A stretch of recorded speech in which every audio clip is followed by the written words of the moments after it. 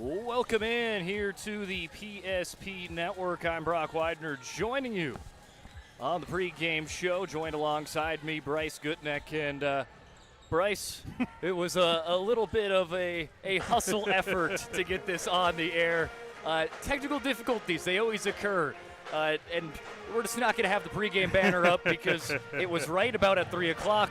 But technical difficulties now has pushed everything to yesterday's game for whatever reason. So, hey, it's on the air. That's what matters. To all the viewers, I'm going to apologize because the first time I show up here in Dickinson, Brock's been running a smooth show. Everything's good. Austin's here.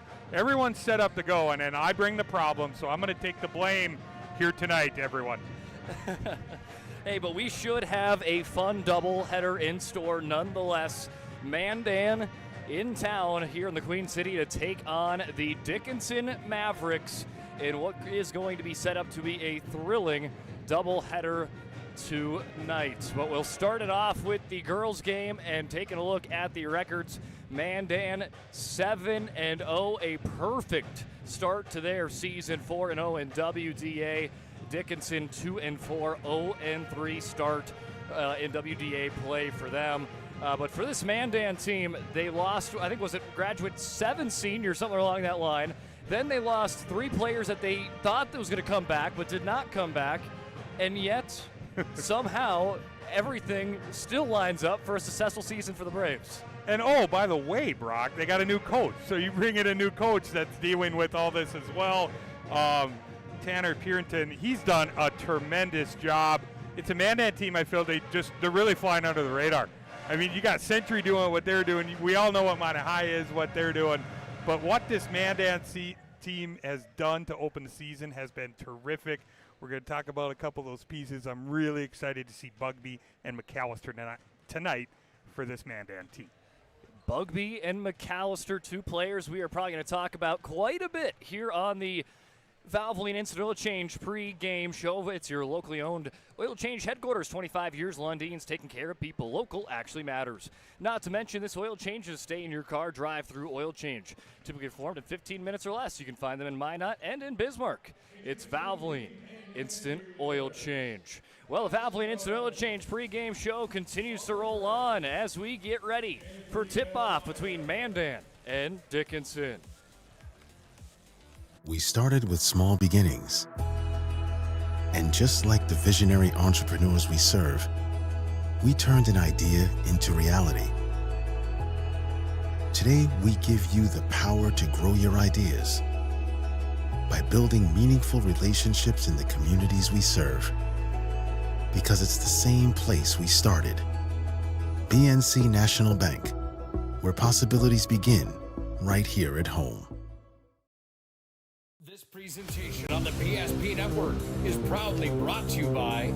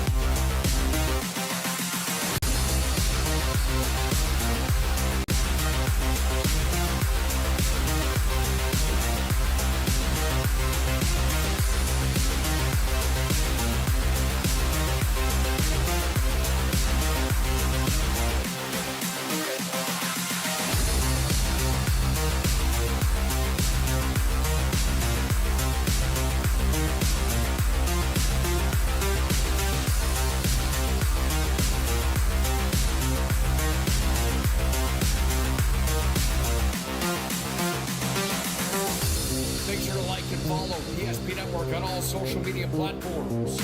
PSP Network, it's game day.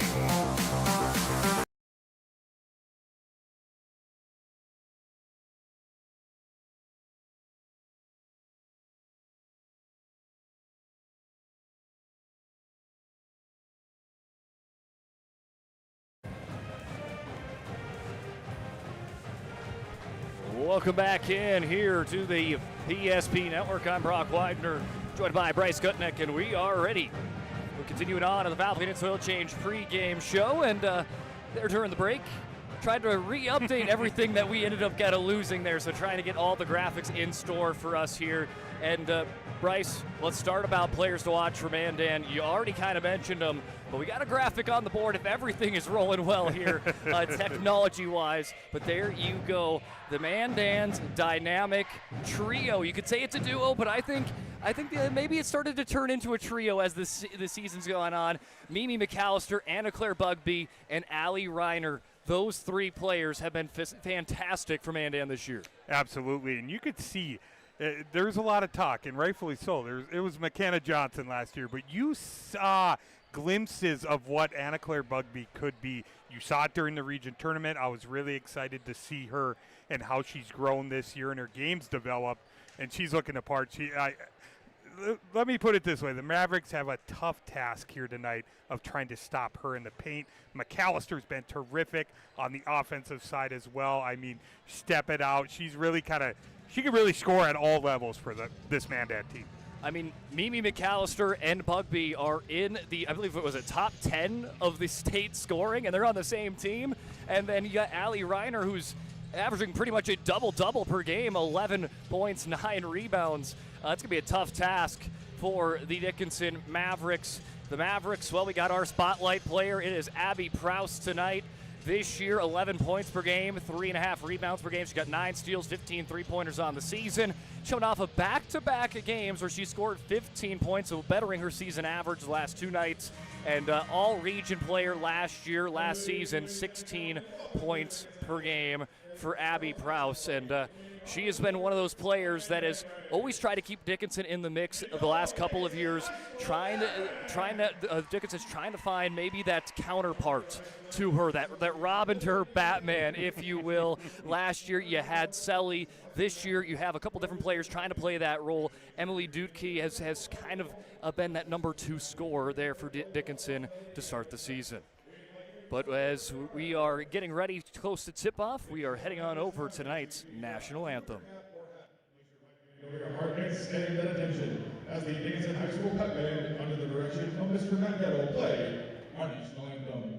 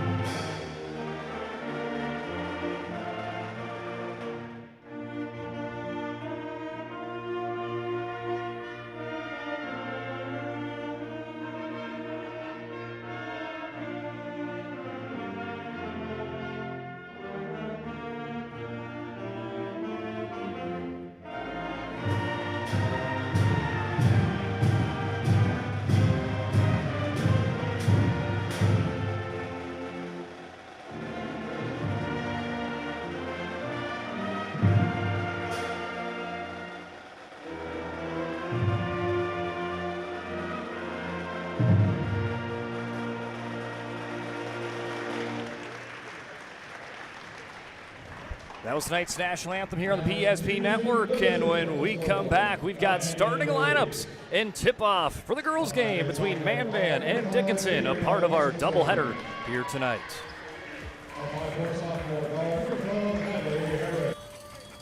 That sinking feeling you get when this happens? That's oil change-anxiety. The anxiety of being without a car with a billion things to do. The fear of being overcharged, the stress of not knowing where to go or who to trust. But you never get those feelings at Valvoline Instant Oil Change, where you can watch us work right from your car, and we finish up in about 15 minutes. We changed your oil and did our 18-point safety check. Valvoline Instant Oil Change. Service you can see, experts you can trust. Our initial reaction when we realized he had 2 broken bones was fear. Then once we realized and got a plan with Trinity and our doctor, a lot of comfort. He told me that he can fix my arm, and he showed me a lot of stuff that he could do to help me. Trinity Health Orthopedics is as good as you can find anywhere in the country. A lot of us take pride in that, and that's why we stay here and we keep doing what we do. Trinity Health, making more possible.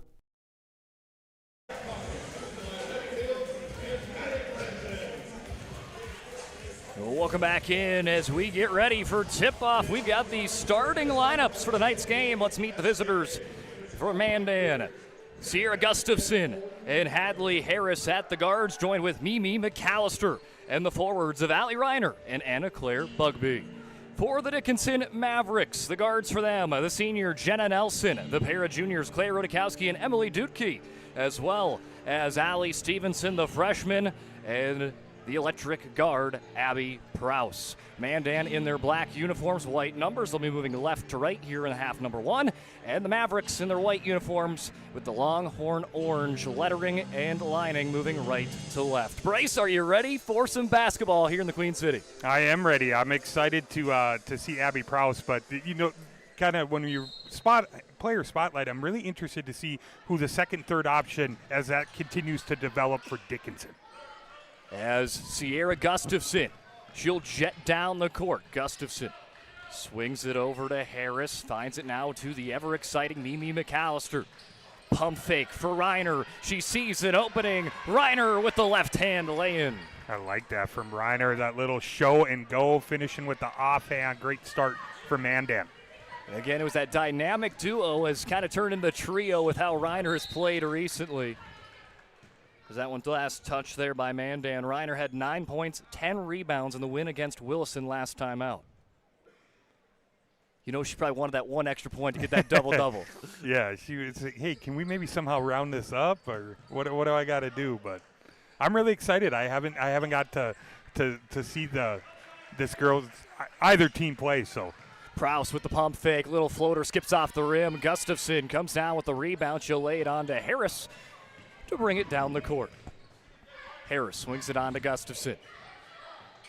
Gustafson tries to lob it in. Nelson tries to steal, but Bugby keeps in possession. Left hand lay-in for Bugby. Mandan up by 4. Nice finish there by Bugby. You see the gamble by Nelson there.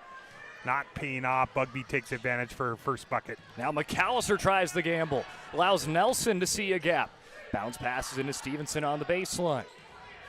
1 minute down, about 17 to go here in the first half of action. Abby Prowse, NBA range 3 in and out, just lipped out there, and Harris wants to push the tempo. She jets down the court for the Braves.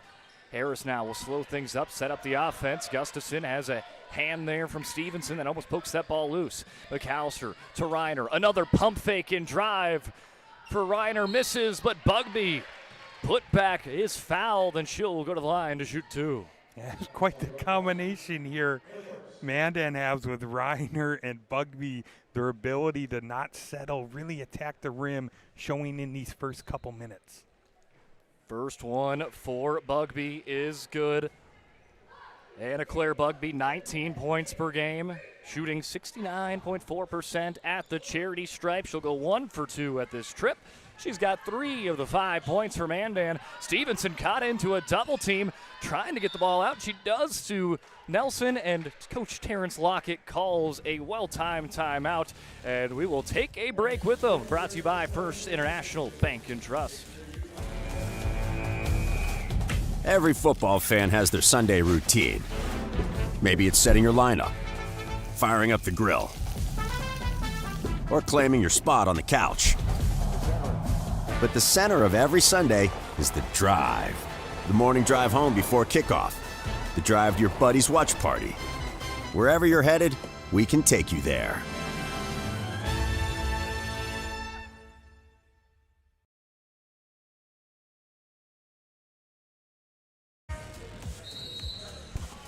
Welcome back in. Mandan up and early 5-0. And Bryce, they've been playing some aggressive defense that's helped them get up here early in the first 2 minutes of play. Yeah, they're going to show that full court pressure look, try and get some easy buckets, try and get Dickinson to turn it over there and applying all that pressure.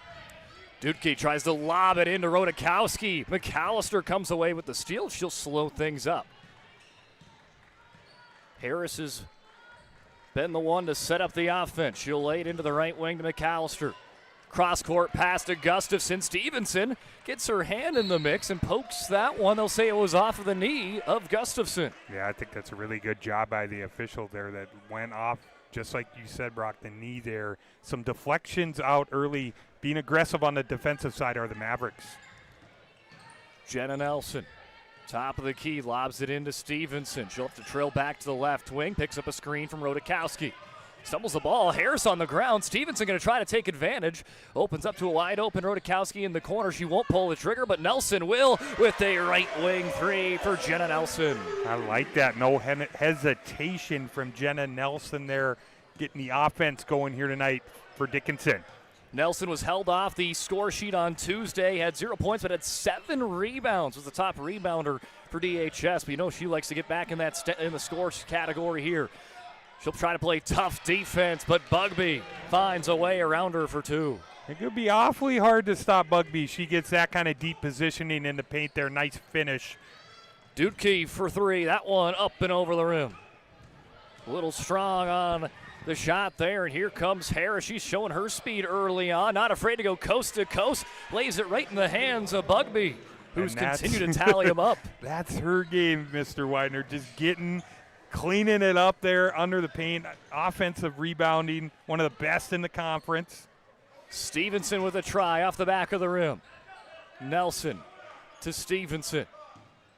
Starts to move in. She'll play a little right-hand floater, and that one off the left of the rim. We'll have 3 new Braves coming in at the next stoppage for Mandan as Reiner works to her right, flips it on.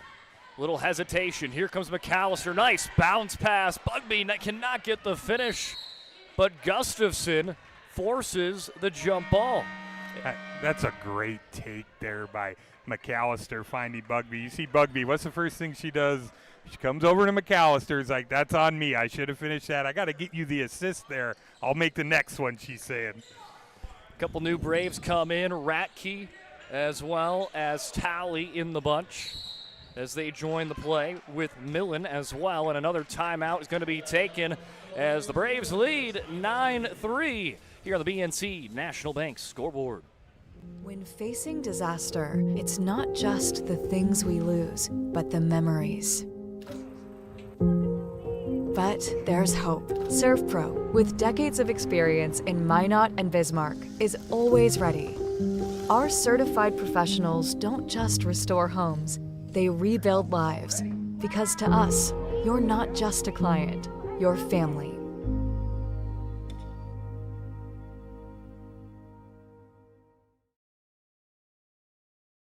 At Schatz Crossroads, we make 8 gallons of homemade ranch dressing every day. So you can smother your dinner salad with it, dip those crispy golden French fries in it, and dunk your breaded chicken strips. You can even cover your... Wait, no. You can't put ranch on steak. Or can you? Schatz Crossroads. Don't forget the ranch.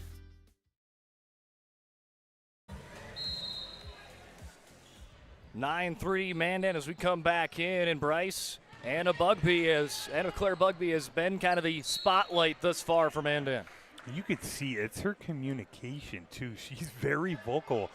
We talk about her offense a lot, and rightfully so, but her communication, just being that vocal leader on the defensive side as well for Mandan. Prouse finds a way to get open, and she buries a 3. We haven't said her name at the start of this game because they've been covering her like glue, but she finds a way to sneak through the back door and finds a nice corner 3 for Prouse. I thought Bugby probably thinking, she's a little deep out there, but now she'll have to get out there and guard, get a hand up on Prouse. Millen slows it on to Bugby. Working against Nelson. Spins around on the block. Nelson grabs the arm, and there's a foul.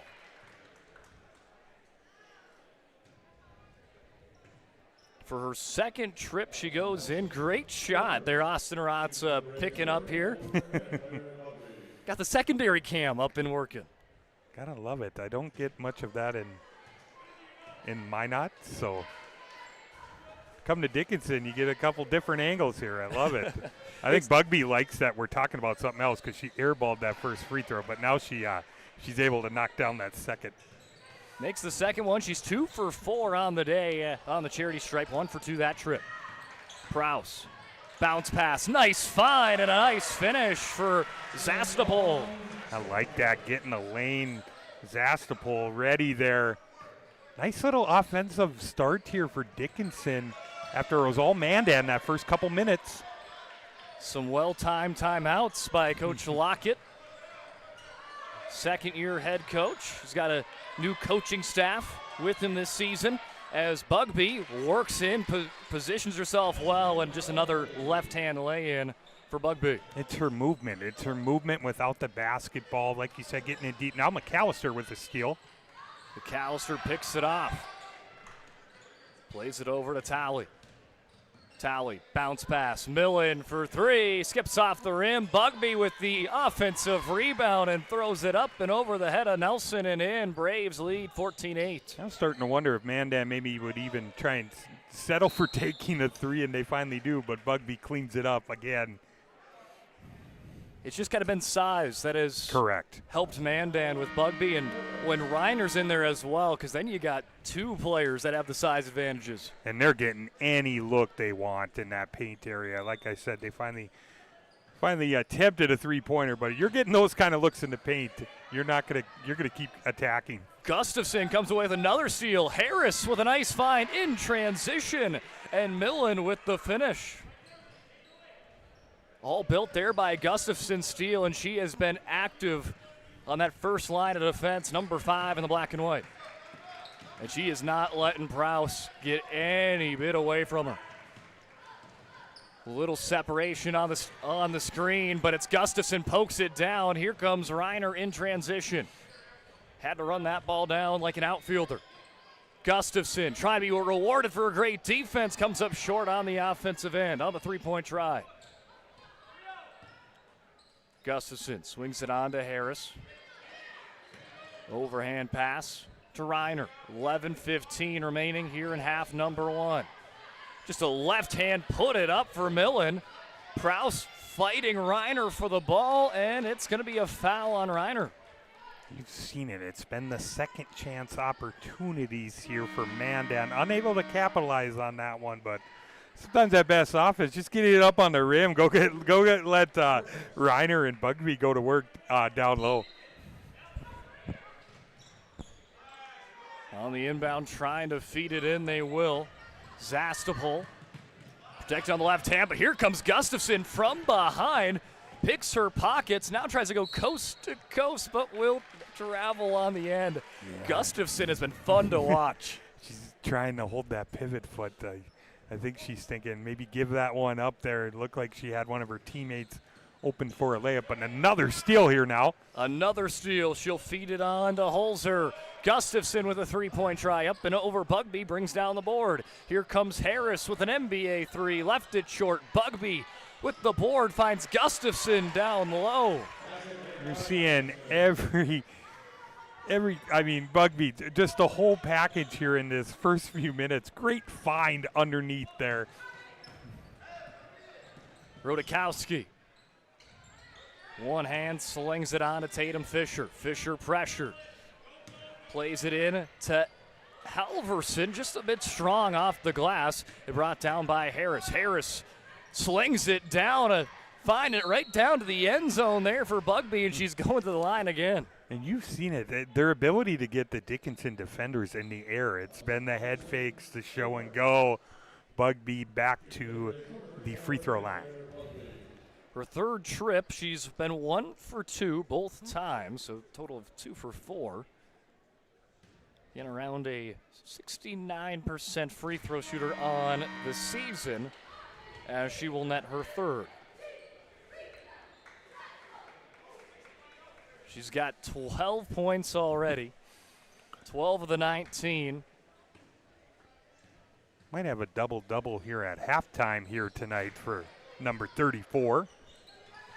If she hasn't already.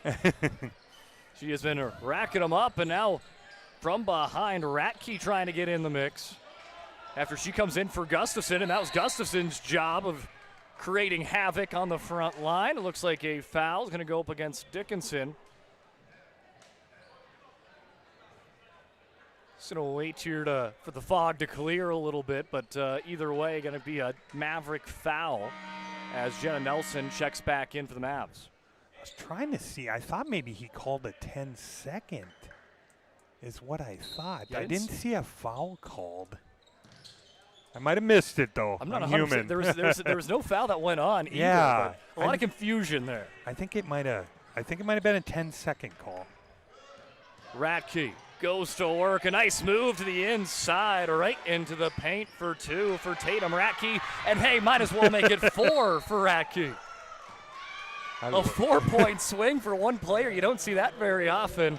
In the matter of, 3 seconds, 4 points? Hey, I'll take that any day of the week. And another timeout here. So Dickinson taking a timeout. We'll take one with them. Brought to you by First International Bank and Trust.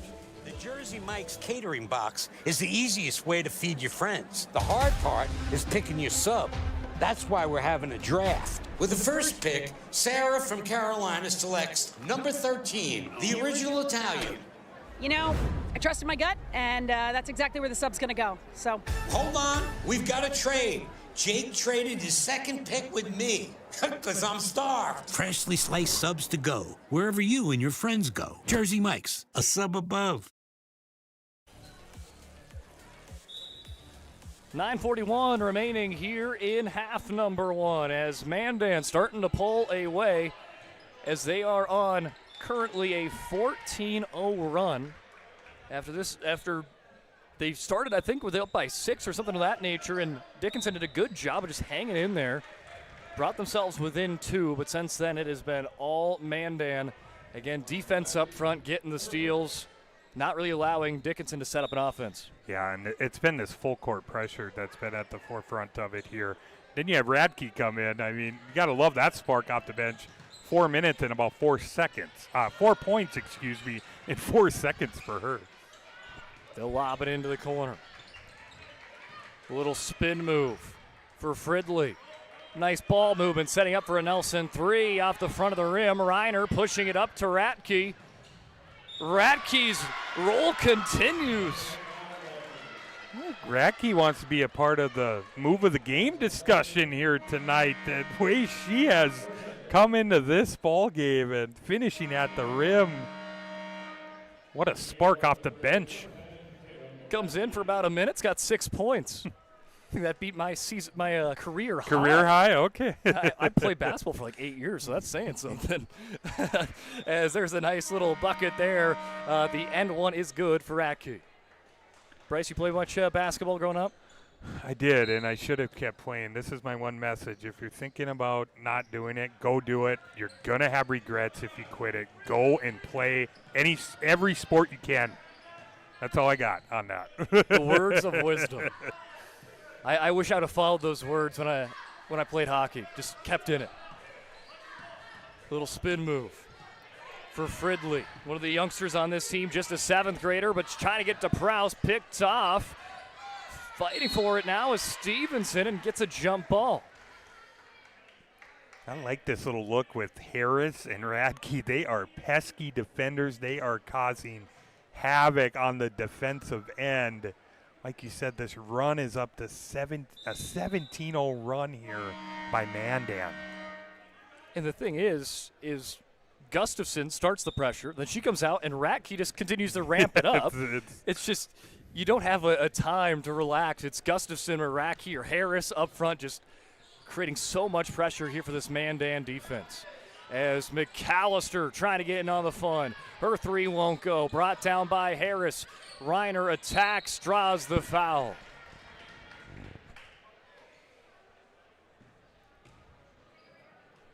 Reiner had a great start to this game, just picking up some rebounds. Now she'll go to the line for her first trip today. Reiner, again, averaging almost a double-double per game, 11 points, 9 rebounds per game. Shooting around 62% from the charity stripe this year.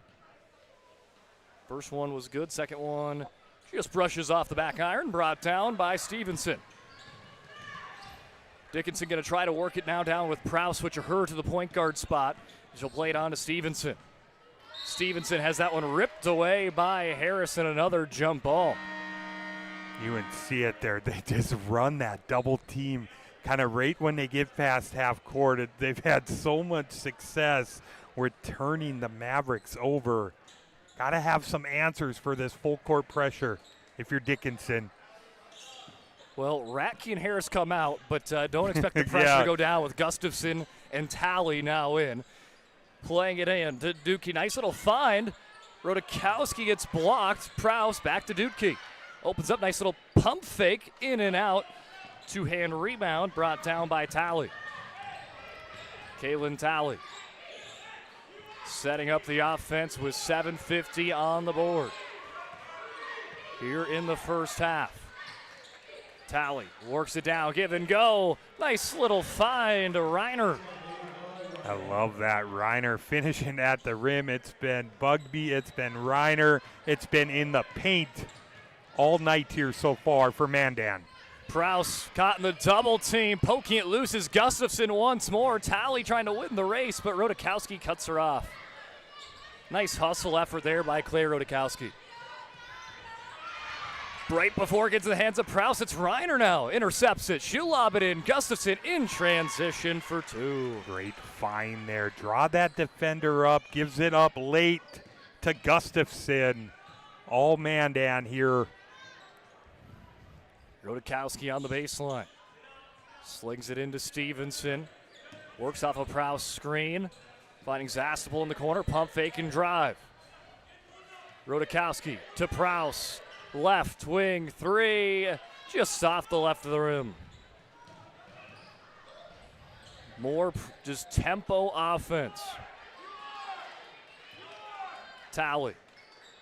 Bounce passes it in to McAllister, goes to attack. Nice little spin move. Mimi McAllister gets the friendly roll. What a move there. A little spin cycle from McAllister. Now another steal.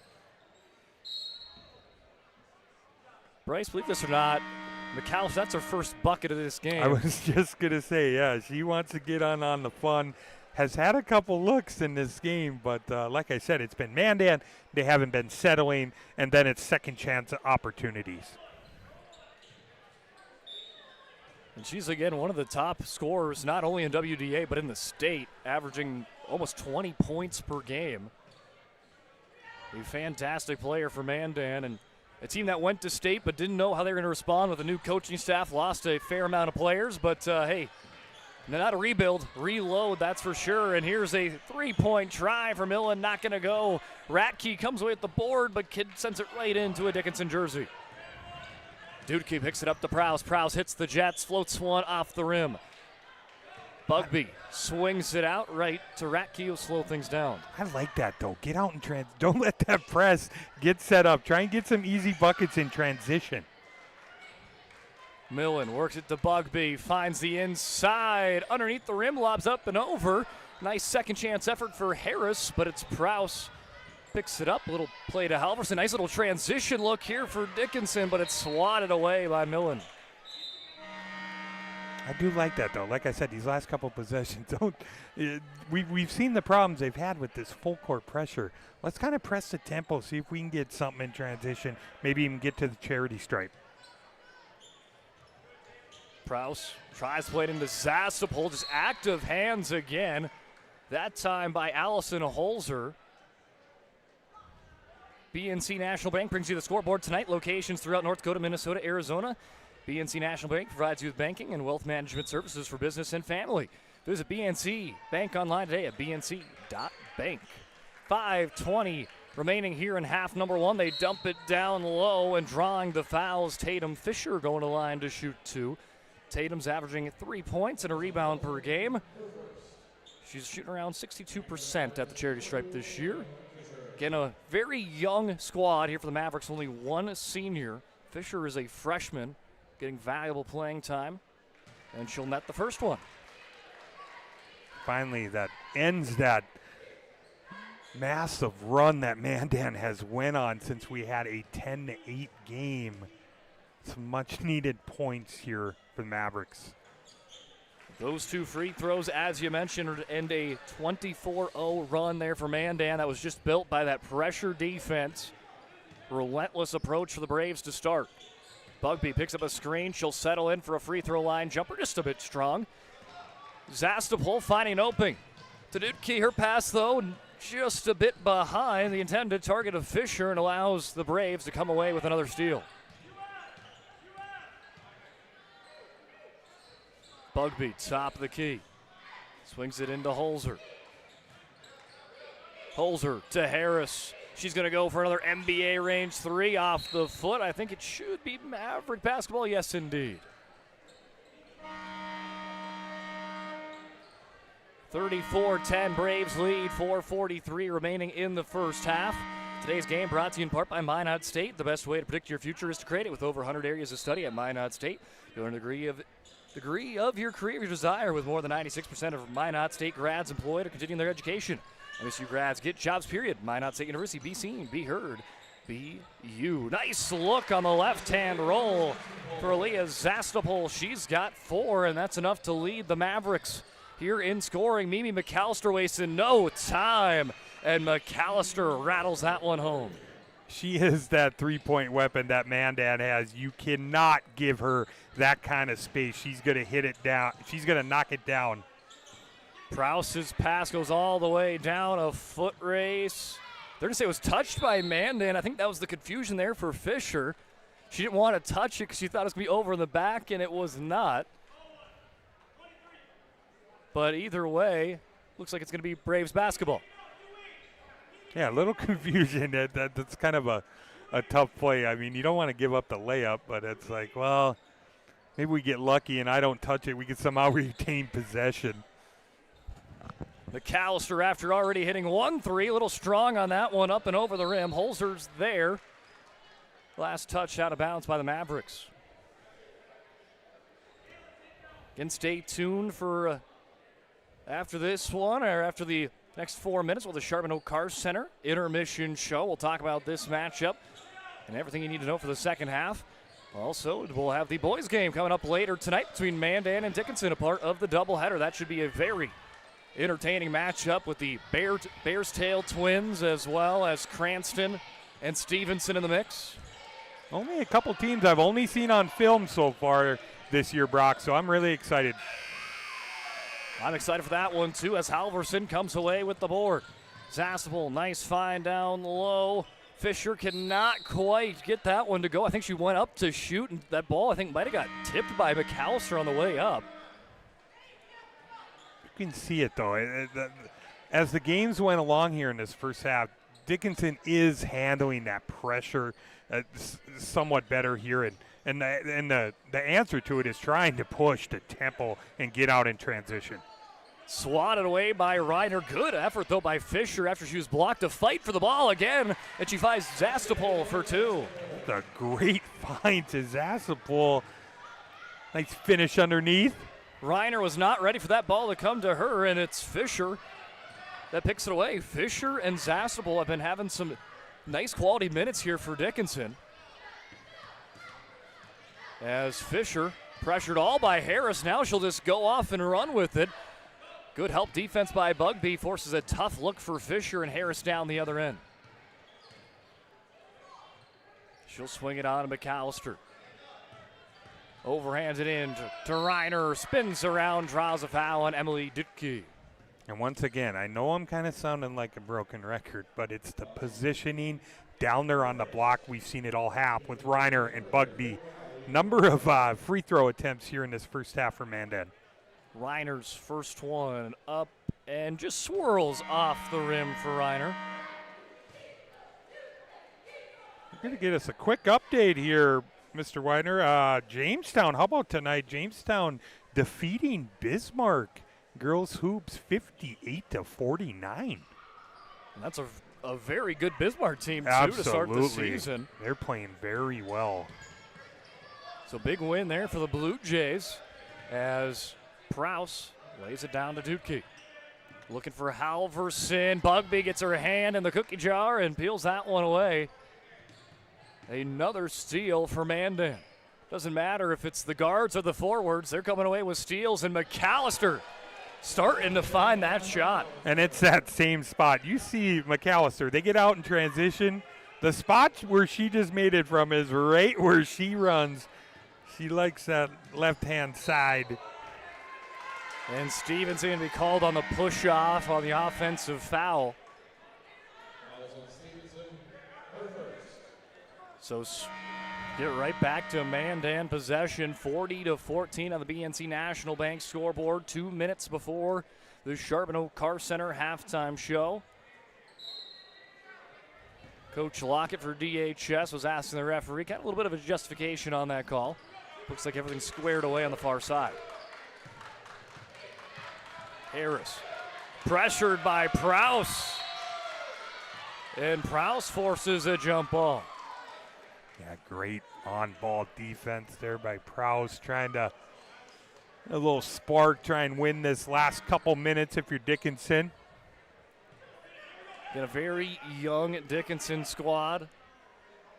And for them, you gotta like, if you're Coach Lockett, Coach Fields, Coach Franzen on that side, of just, they never quit in this team right now. As Mandan's been pulling away, but you can just still see the effort for Dickinson. I always call it the non-negotiable, and that's number one, and it's effort. And you see it. You've seen it from every player on the floor here tonight for Dickinson. As Bugby back for another trip at the line, and she will sink the first one on the bonus. Starting to become a natural habitat for her today. It was a fourth or fifth trip for her today. This time she'll go 2 for 2. As she sinks them both, and the Braves go up 42-14. Stevenson almost dribbles that one, I think maybe off her foot, or just kind of got a weird angle on that one. It allows Harris to jump at it and force another jump ball. The number of jump balls we've seen, Bryce, have been very impressive. Yeah, and it starts with these guards from Mandan, and now another turnover here. Harris with the steal, trying to go to a steal and score, but it will lead to a foul, and she'll go to the line to shoot a couple. That's Harris's game. She's just a pesky defender. It's I always say it's one of those players you love to have on your team, but just you do not want to play against. So. Harris gets the first one for her first point of the day. But then they kind of got, 4, 5, 6 guards that play very similar to her. And it's just that perfect kind of balance, if you will. You got Bugby, Reiner, and Mimi McAllister that bring kind of that scoring to the table. And then you got 6 different guards that come off the bench that provide that defense. Yeah, and you've seen it a number of times in that full court pressure look, and it's kind of that rotation that Coach Pearton's doing, really working well for this Mandan team. Dribble and sweep the court is Fridley. Evie slings it on to Prowse. Prowse working against Ratke. Little step back jumper swirls in for Abby Prowse. I like that. Prowse showing off her arsenal of moves she has. Then she's getting back. She's like, all right, help me out on defense here. And she helps force a foul. That was Bugby. Maybe that's a little bit of that moving screen, trying to make sure Prowse got a little bit of contact there for her teammate to get by, but moved the legs, and that's going to be Dickinson basketball. I always call it a little hip check, maybe a little hip toss there by Bugby, setting that screen. Nice job by Prowse. Nice little sequence from her as we're under a minute here.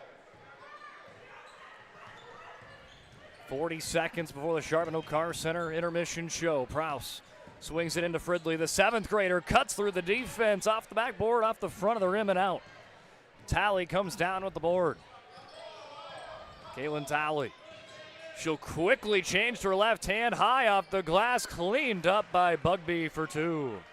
Once again, the offensive rebounding. I'm not sure what the numbers are, but it's a decent amount here in this first half for Mandan. Shot clock has turned off.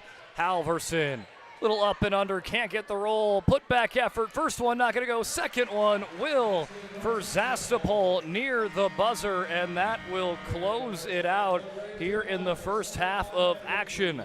as Mandan leads over the Mavericks at the end of the first half, 45-18. Charbonneau Car Center intermission show coming up when we return. This presentation on the PSP Network is proudly brought to you by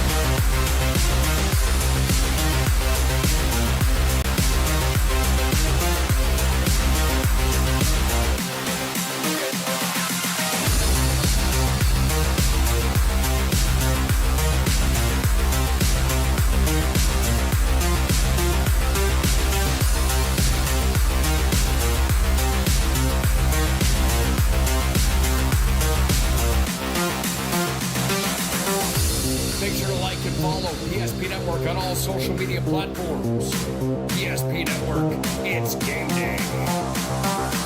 Dakota Community Bank and Trust, your trusted partner for commercial and business loans. We not only provide lending you need to grow your business, but we also reinvest in our communities. We believe in strengthening our businesses and creating opportunities for success. Choose Dakota Community Bank and Trust for your commercial and business loans, and together let's keep our communities thriving. Serving the community, looking out for you. At Dakota Community Bank and Trust, that's what we do. Planning for the future is difficult, but pre-planning your funeral is a thoughtful way to ease the burden on your loved ones. At Stevenson Funeral Home, our compassionate team will help you create a personalized plan that reflects your values. We'll make sure that your wishes are honored and that your family will have peace of mind in a challenging time. Call us today to start your pre-planning journey. You can count on us to be with you every step of the way. Stevenson Funeral Home. When facing disaster, it's not just the things we lose, but the memories. But there's hope. ServPro, with decades of experience in Minot and Bismarck, is always ready. Our certified professionals don't just restore homes, they rebuild lives. Because to us, you're not just a client, you're family.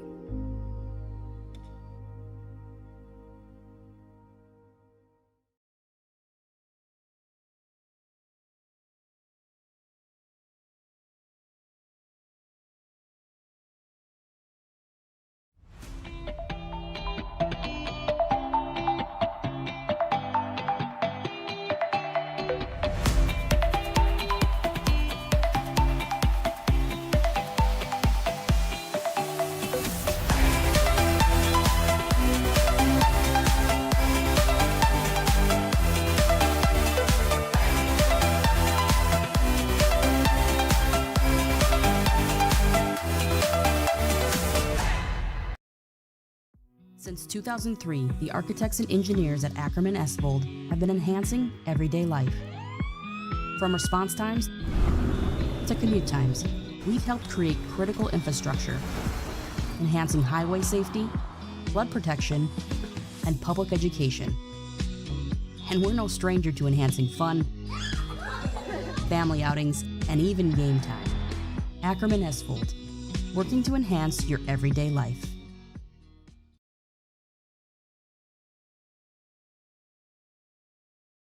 This presentation on the PSP Network is proudly brought to you by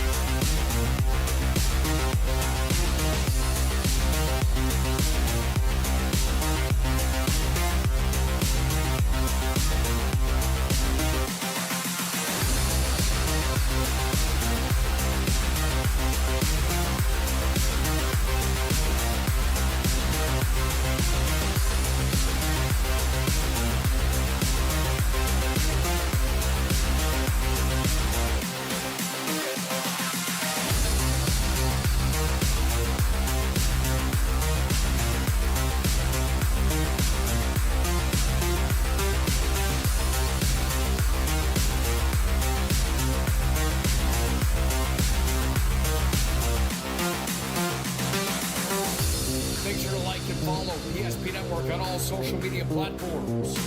PSP Network, it's game day.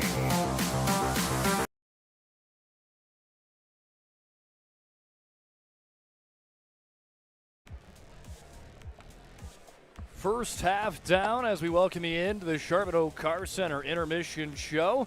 Mandan leads Dickinson in the girls' game, 45-18. Charbonneau Car Center, they know drivers in Dickinson, New England, Richardson, Belfield, Wilson, North Dakota, Glendive, Montana. Work hard, play hard, need a car that keep up. That's why they choose to offer Buick, GMC, Chrysler, Dodge, Jeep, and Ram lineup of their dealership in Dickinson. If you're interested in learning more, stop into their showroom and treat yourself to a test drive. Visit them online at charbonneaumotors.com. I'm Brock Widener, joined alongside me Bryce Gutnick, and first half in the books, Bryce. Mandan's defense looked quite impressive. Defense leads to offense, the tale as old as time. You saw it. It's that full court pressure and the Mavericks' inability to handle it for a vast majority of that first half. And like you said, you get out in transition, you see getting that easy looks at the bucket.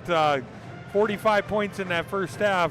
Also, don't forget about the number of offensive rebounds and second chance opportunities created by this Mandan team. Very impressive in the first half of action. Yeah, they certainly were. And as we start talking a little bit about this, hey, might as well get some game highlights up on your screen to enjoy as we go through. But as you see here early on, as just very impressive work here. Early on, it was the post players of Reiner and Bugby showing their talents, and then it led into just the whole bunch of guards that I don't even know what the relentless, pesky, great defending guards, and whatever word you want to use in front of them, but Gustafson, Radke, Harris, Talley, Millen. What an impressive group that they kind of bring to the table. Defense, and they came up with quite a few steals, and then even seen some of the post players of Reiner and Bugby come up with steals later in on the half as well. But very aggressive approach for this Mandan defense. And you saw it. I think I don't know what the record is, but I think Tatum Radke might have broke the record for the quickest 4 points with a couple buckets made maybe in the history of North Dakota high school basketball. She was instant offense. Reiner and Bugby, even when they're away from the basket, it's just that head fake, and they're still able to get by defenders. And then if they're not doing that, it's the deep positioning down on the blocks, the footwork of these two. Very impressive in the first half all around from this Mandan team. Yeah, and the big thing maybe you could say is I don't know if you'd call it the move of the game, but maybe the storyline of the game. This game was 10-8. Yeah. And then you blink, and Mandan's defense just ramped up a notch, and they went on a 24-0 run to pull themselves away. Dickinson doing a really good job towards the end of that half to make those adjustments and trying to start clawing back into it. Even if they can't successfully come all the way back in this game, you got to look at the positives for them, and they've made some nice changes, especially late in that half. Yeah, you saw some of the adjustments, obviously, towards that end of that first half, and it was pushing it. It pushed that tempo. Let's not even let Mandan try and get this set up, that full court look. So they were pressing the tempo and got a number of good looks, and were able to capitalize, trying to, this not kind of crack this big lead that Mandan has in this first half. Taking a look at scoring, we'll start off with the visiting Mandan Braves right now up on the scoreboard. Sierra Gustafson, 4 points. Radke off the bench, 7 points, and those 7 points came really quick, back to back pretty much. Hadley Harris has a point, then Lizzie Milne has 2. Mimi McAllister with 8-5 for Allie Reiner, and leading the way with 18 points, Anna Claire Bugby. She's also 6 for 8 at the charity stripe.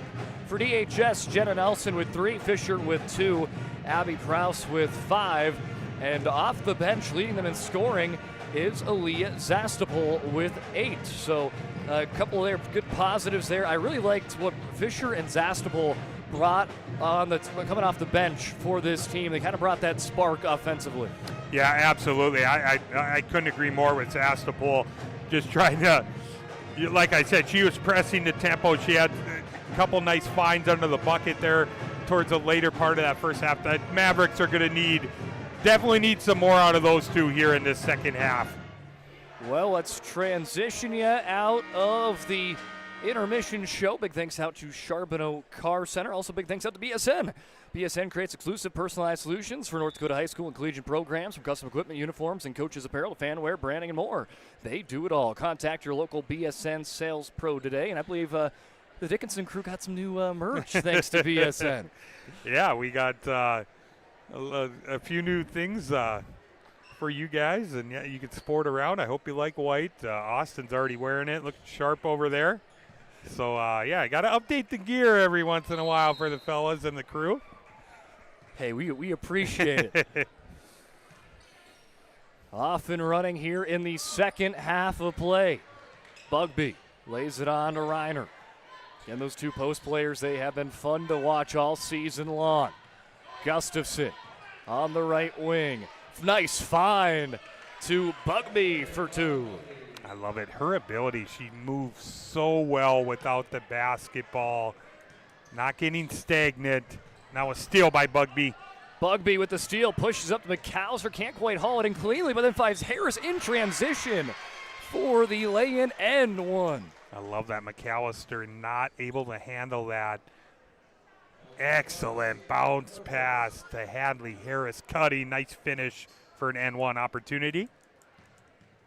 That's exactly how you draw it up. Bugby with the steal, push it to McAllister, and then find Harris for the three-point play. Hit successfully there, gets the layup. More pressure for Mandan. And they've been relentless all day. Nelson just got to throw it up. Zastopol is there. Zastopol starting here in the second half. Coach Lockett, you know, he's probably impressed of what she has brought to the table here today. Prowse tries to play it into Halverson, and there's a foul on Bugby. I want to talk a little bit about Zastopol. She's averaging 2 points per game. She's got 8 today. I'd have to maybe stat check, but she could be on pace maybe for her first double-digit performance of the year. Yeah, just try and find another consistent option, as now we got a 5-second call against Dickinson, but somebody to help Prowse out, you know, night in and night out. I really like what Zastopol's done here tonight. And that's exactly what you want to see, though, that spark off the bench. And that's what she's provided. Gustafson, nice find. Gustafson with 2 beautiful assists to start the second half. This one to Reiner. The last one was to Bugby. Great screen there, freeing up Reiner, finishing with the offhand. Nelson's got Gustafson all around her. That ball poked from behind. Rodakowski, though, reels it back in, lays it up to Prowse. Prowse to Rodakowski. Some nice ball movement. Feeds it into Halverson. Almost on a double team. She's swatted away by Bugby. What can't she do? I'm going to do the rest of this game and be focused on it, but I'm already kind of thinking, you know, with Bugby kind of matching up with Lily Bell and Minot, and, you know, I'm hoping to do one of those games. That's going to be some matchups here with these top-tier teams here in this WDA conference. There's so many fun, not only like team versus team matchups to look forward to, but then just player versus player matchups. There's going to be a number of those. And in the boys' game tonight, I think it's going to be a lot of that going on. I mean, take your pick. Both those teams are very deep. 7, 8, maybe close to 10 players that contribute night in and night out. We had a good one going in the capital city tonight, but Century's pulled away. Looks like they're up 14 here late in that second half versus Legacy. Evie Halverson lays it up. A nice find there for Halverson. Being pressured there is Talley. Good defense by Prowse. Prowse getting in her hand in the passing lane once again. Ratke fakes to the left, drives to the right, lays it in. Bugby there off the glass and in. She's got 22 points. You see Radke, just that little hesitation, drawing that defender enough. What a pass to Bugby. Bugby with another steal. That's probably, I think, her third steal. If memory serves me right, she's going to go coast to coast. She's got the steal, trying to get the score, but she is fouled by the University of Jamestown volleyball commit, Jenna Nelson. And how about Bugby? You see the handles there. You see her handle out in transition, showing you the whole arsenal tonight. She's got 5 points already into the second half of play. About 2:45 into the half. Paxton Leeson looking on as he'll be in that next game later on tonight. He'll be exciting to watch off the bench. Seems like every game comes off the bench, hits a couple three-pointers. I'm just wondering if we may have an instance tonight in that boys game. It might be the first to get to 100 tonight here in Dickinson. Dutke for three off the back of the rim. Well, Dickinson's played 2 home games this year. Both they've scored over 100. So I don't know. Could it be 3 times in a row? That'd be something. As Rodakowski, nice play. Pokes it loose, but it's blocked. Millen runs her down. Yeah, great job by Millen there. Not giving up on the play. Chasing her down, getting the block. Now we got a little line shift here by Coach Purinton. No bucket's been easy. Right when you think maybe you got the easy bucket, nope. You got to love that if you're a coach. It's just something, you got a comfortable lead, but still playing. As there's a foul there on Reiner. Halverson going to the line. Evie Halverson averaging 5 points, about 2.5 rebounds per game. Picked up 2 points and 4 rebounds in her last game. She's got already 2 in this half here tonight. Make it 3. Halverson shooting around 44% from the charity stripe. Trying to work that number up to 50% here on the season. Just off the left of the rim. She'll go 50% throughout this trip. Gustafson. The sophomore guard slings it in to Holzer. Now to Harris. Harris lobs it back to Gustafson. Bounce pass to McAllister, trying to shake around a defender. Puts up a 3, almost rattles in. Halverson brings down the board. Whole bunch of Mandan Braves around her. She'll get it out to Stevenson and up to Prowse. Now they've got the numbers, a 3-on-2 if they hurry. Prowse to Rodakowski. Mid-range jumper a little bit too strong. But last touch by a Brave, and it will stay on the Dickinson side.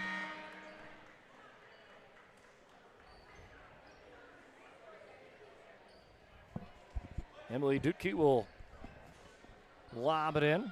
Finds Prowse. Going for 3. She's got it.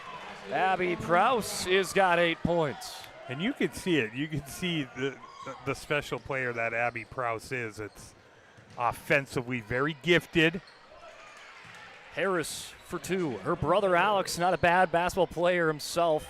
His claim to fame, he got to guard Grant Nelson back in the day. Oh. a tough task. Yeah, very. Halverson lays it in. Nice passing into Stevenson on the far side. Flips it out. Here comes Halverson. A mid-range jumper, and Evie Halverson having a nice start to her second half. I like that, the little give and go between Stevenson and Halverson.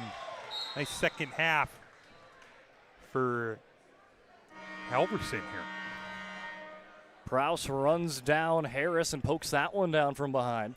Nice hustle effort there from the junior. Prowse is one of those players that she's looking forward to trying to get to that next level. Saw her brother during the summer, and he was making a highlight package for her for recruiting. Very nice of him, helping Sis out, younger Sis. Just a junior still, so she's still got another year. That's probably the time we see a lot of recruiting ramp up, though. They always say the junior year is the most important.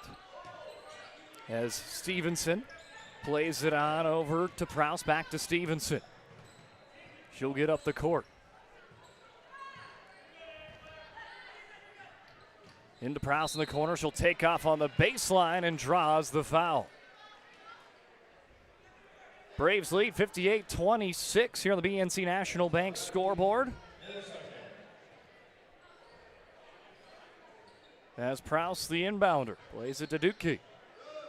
Back to Halverson, who's finding some success here. She's working against Bugby. Bugby keeps it in, but lays it right back to Halverson. Prouse Dickinson has that one roll behind her. It's a new shot clock is what Coach Lockett trying to relay the message to his team. So, hey, slow things down a little bit. And they draw another Mandan foul.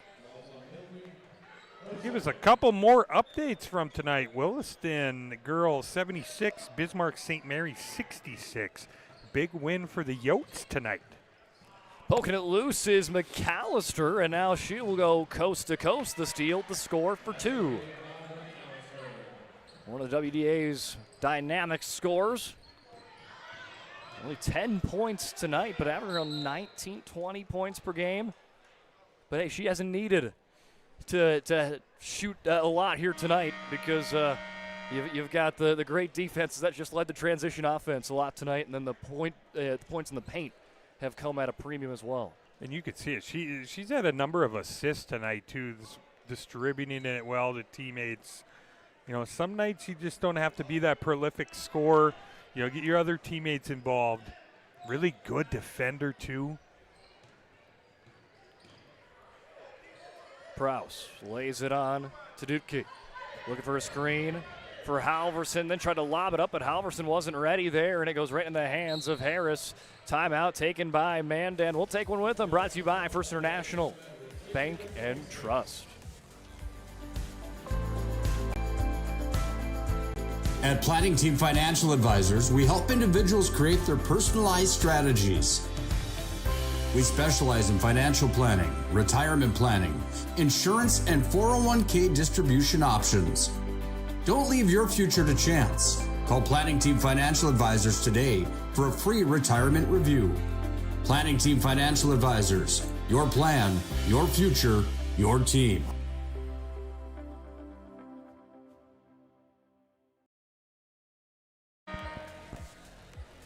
First International Bank and Trust gives us the timeout tonight. It's a full-service, family-owned, independent community bank built on the bond between their employees and customers. Founded in 1910, growing to serve rural and urban communities across Arizona, Minnesota, North Dakota, and South Dakota. Find them online at FIBT.com. Welcome back in. Braves lead 60-26. They took the last timeout as pass batted out of the way by Rodakowski.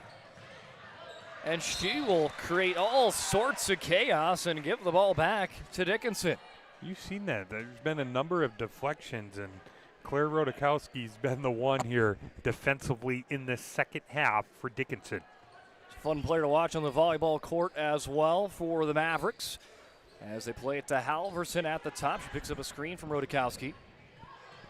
Now to Stevenson. 20 seconds on the shot clock. Picks up a screen from Halverson. Stevenson backs away with it.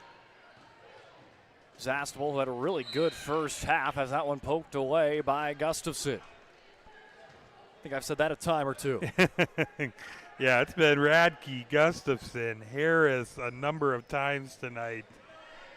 Stevenson, gotta be, I'm not sure if it pushed off or just McAllister lose her footing, but gets an open three. Either way, just could not quite bury it. McAllister's leaked out in transition there, but her teammates didn't see her. She got pushed off. She said, maybe I can get a layup out of it here. Bugby with a nice find to Harris right in front of her own bench. Left it short. Rodakowski in on the mix and will tie it up with Reiner for a jump ball. Jump ball will go the arrow of Dickinson. Prouse on the inbound to Nelson. We're trying to get it to Nelson. Nelson, though, guarded well, so she'll have to push it out to Zastapol. Taken away by Gustafson. Can't quite get the roll. Nelson jets through. Harris hits the deck as she ran into a hard screen by Rodakowski. Halverson. Little spin around, left hand off the glass and in for Evie Halverson. Evie Halverson's been a lot of the offense here in this second half. A lot of minutes for her. Looked really good in the painted area. Bugby lobs it up to Gustafson. Maybe to add into your note, she has accounted for 7 of the 10 Dickinson points here in the second half. The other three there from a Prouse three-pointer as McAllister going to try a three-pointer of her own, but there was a foul called before then.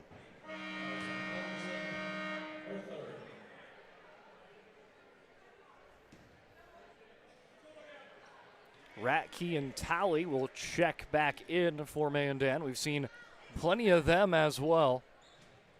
And they've had themselves a great individual effort as well in this one as Ratke lobs it up to Bugbee, going up against Halverson, gets the inside lane, switches to her right hand. Nice work there for two. I love that about her. Just gets in the post, don't rush. Just very methodical, nice finish there on the right side. McAllister almost comes away with the steal. Halverson reels it in, tries to fight off Talley, and I think Talley going to get called on and foul there on the arm. So right there on the hand. Bugbee there to note 26 points for Anna Claire Bugbee. Not only leads her team in scoring, but the game in scoring here tonight. Averaging 19 on the season, so hey, that might bump it up to 20. Yeah, 20 per game. Might get her there tonight. Zaspel has that one poked away from behind by Millen, and here comes Ratke. Left hand, gets it to bounce off the rim and in. Ratke has 9 points, and remember, she was the one that scored 7 points at about maybe 20 seconds of play. Yeah, she is such a spark plug off this bench for this Mandan team. Timeout taken by Coach Lockett, and the Mavericks will take one with them. We'll be back in 1 minute.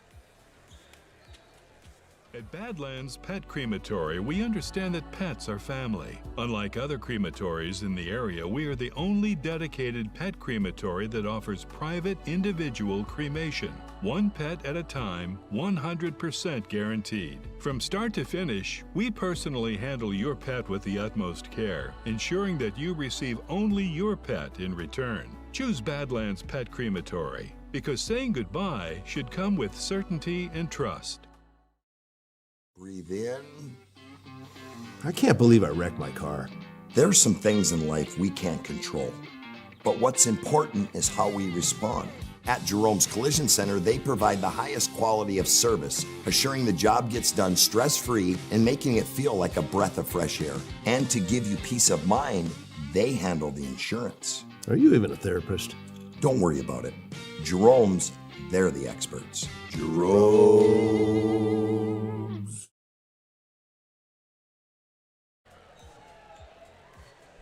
Coming out of the timeout break called by Coach Lockett in his second year.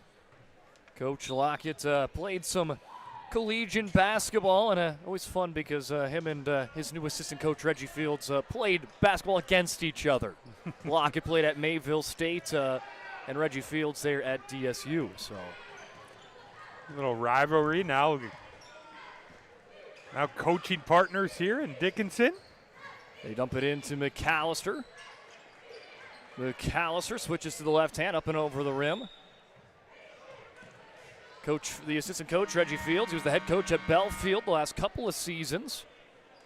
Helped them after Hart River split to South Hart and Belfield respectively, and he was the man in charge of Belfield's first years away from the co-op. Been out there a couple times in that area. I do some softball coaching, so I've made a couple trips out there, play a couple games. Don't make it out to the old Belfield's area often. Little pump fake there by Prouse. Halverson does the same. She sees the seas part and cannot get the roll. So it's a fun rivalry now to watch, though, Belfield and South Hart, after they've been teaming up for so many years, just to get back to like how it was back in the day. 8:27 remaining here in the second half here in the action. Again, the boys' teams lining up here. They're chomping at the bit. It should be a highly touted affair tonight. Yeah, they're ready to go here. They're out. They've got balls already. A few of them have been out here for a while, too. So I saw Cameron Wolf. He's been itching to get this one started tonight. Wolf, Leaset, and Bedsole have been in and out and in and out. And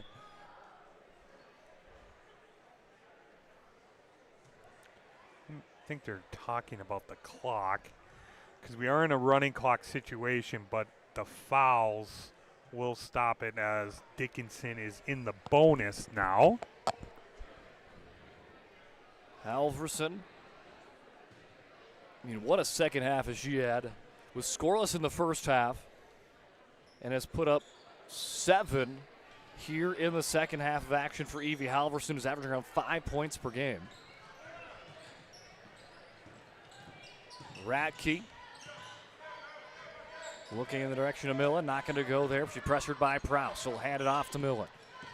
Nice little handoff there, lays it on to Talley. Shot blocked by Nelson, as Nelson has been one of their shot block leaders on the season for the Mavericks, and give her a number 7 on the season. Yeah, you can see just the athletic ability that she has. Kind of a little nose for the ball. Can go up, reject it. I mean, a standout on the volleyball court probably helps out. There's block number 8 on the year there for Jenna Nelson. Excited to see her at the next level at the University of Jamestown next year, the volleyball court. Yeah, they got a good one in her. She is, the season she had this past year, the success, Jamestown be really excited to have her next year. Always fun to see where these athletes commit to. Always fun when they stay in state too, because then maybe you can catch them down the road. As a nice little find there, and Fridley goes up for 2. The 7th grader gets in on the scoring. I like that. Nice finish by Fridley there. Off the bench, right in, providing some offense. Like you said, really young, a lot of youth on this team. She's just a 7th grader. Radke up and over the iron there and brought down by Fridley. Almost one too many steps. She just gets it out to Prowse in time. Prowse casually just walks up, fires a 3 off the back of the rim. Rodakowski runs it down, plays it back to Prowse. Does she try it again? No, she'll try to feed it inside to Halverson, who draws the foul on Holzer. Yeah, great positioning again. We've seen it a lot from Halverson in the second half. That's Holzer's, or excuse me, that's going to be counted on Milne. I thought that was going to be on Holzer. That's going to be her 4th if that stands. I thought Prowse was going to try the second three-pointer there, but not a bad idea to go over and send one into Halverson for the half she's having. As she will miss the first part of the bonus there. It was an end or a 1 bonus there, 1 and 1. Could not get the first one to go, so Mandan gets down the court, and Bugby goes to attack. Flips it on to Reiner. Reiner baseline, brushes off the rim. She fights for the board, but it's Nelson that comes away with it. Nelson, one of the rebounding leaders for Dickinson, but it's pawed away by Gustafson. McAllister, nice paint presence for Mimi McAllister. Yeah, great find by Gustafson. Once again, the patience by McAllister. Get it up on the glass, extending the lead for Mandan. They continue to kind of do this line shift in and out here. So Prowse to Nelson on the baseline, tries to sling it there, and she's fouled on the baseline. I think that's going to be on Harris. And back into bonus. This time Nelson will go and shoot a couple at the line, shooting 5 for 6 in her limited trips here this year. Averaging 5 points, 3 rebounds per game, coming off of a 7-rebound performance on Tuesday. And she nets the first one. She's got 4 tonight, getting right around her season average.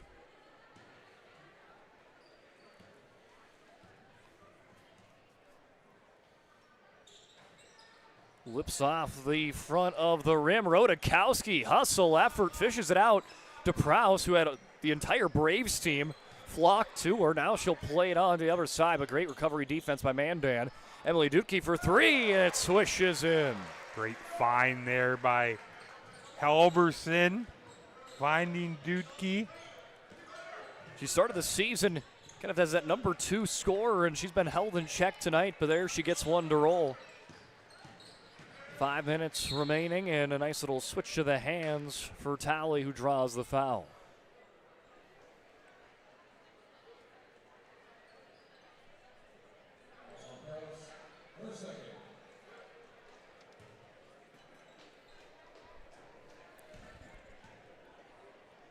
First one up and good for Kaylin Talley.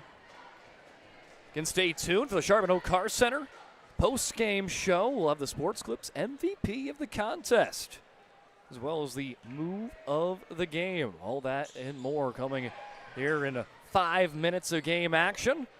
And then after the conclusion of that, stay tuned because we got the Valvoline Instant Oil Change pregame show shortly after as a nice play for Abby Prowse for 2. The whole bench got up on that one. They loved it over there. Little step through by Prowse. Acrobatic maybe is a nice word to describe that play there. Yeah, the whole bench loved that one. Got up, let her know.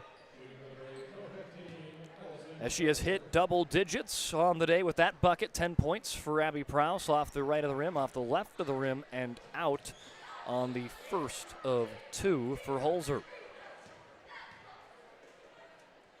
Holzer's second drops in. She's averaging a point per game, and she will get that one there.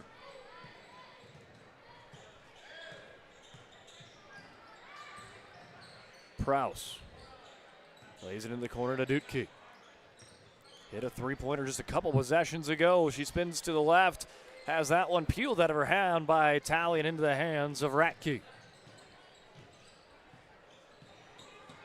Ratke trying to shake and bake around Fisher, high off the glass. Rodakowski there. Halverson going to push tempo up to Emily Dutke.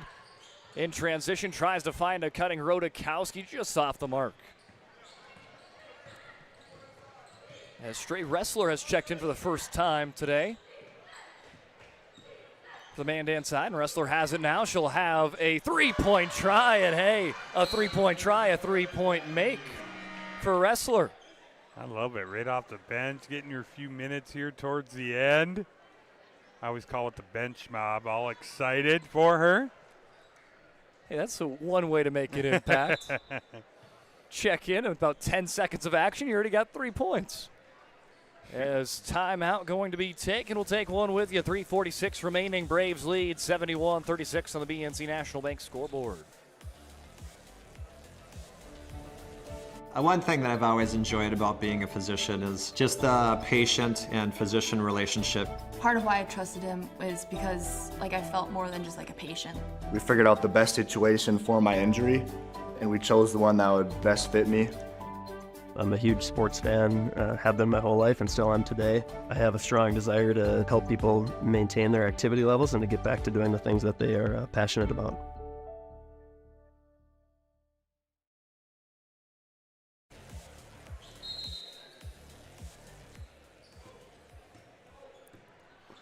(71-36) here late in the second half as Dutke already has a 3 this half. She'll get a second one to drop. A pair of three-pointers there for Emily Dutke as the junior starting to find her stride here late. Rodakowski comes away with a steal.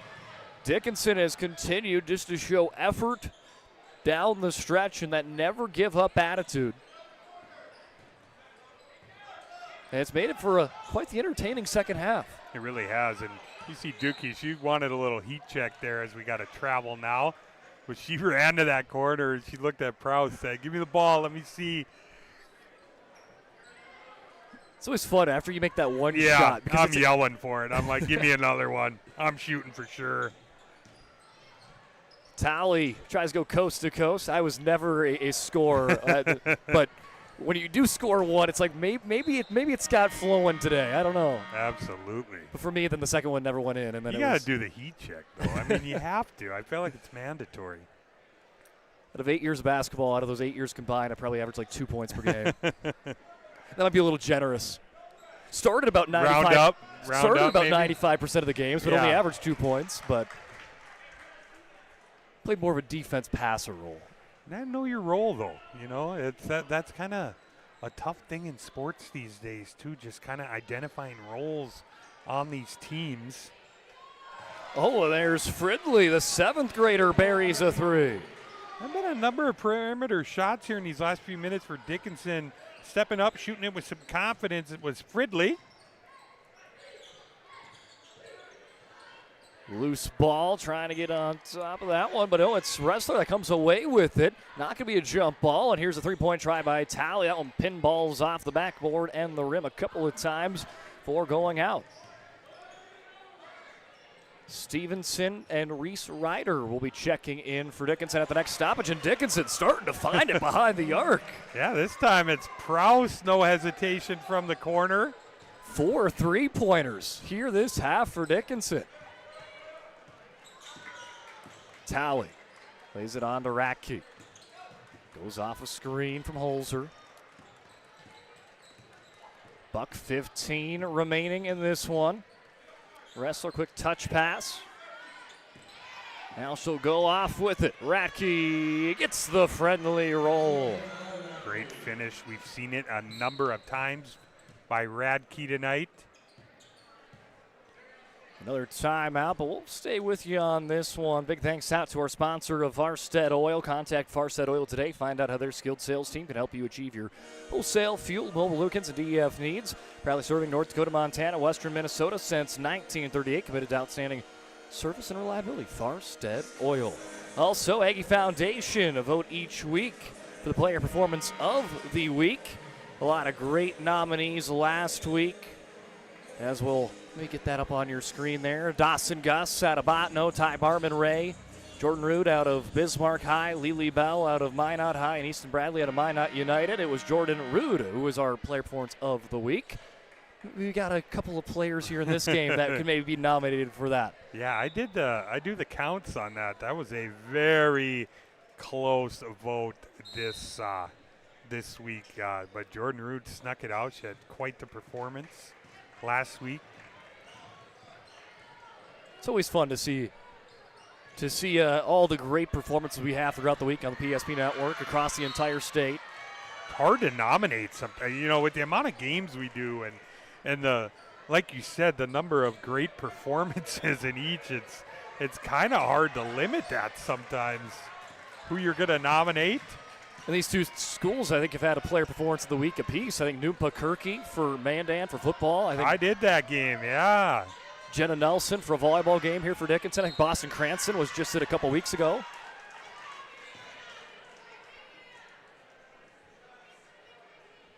Foul there on the arm.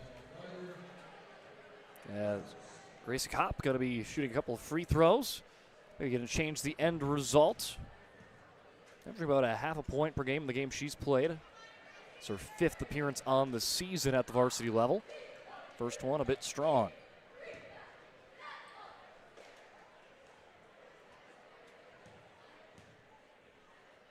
Second one up just off the right of the rim. Halverson gets a piece of that one, and here comes Ryder out and running. Ryder lays it on to Dukey. Trying to extension pass. That one's taken away. Coast to coast, laying it in is Cameron Ulmer. Checks in and gets a nice little steal and score.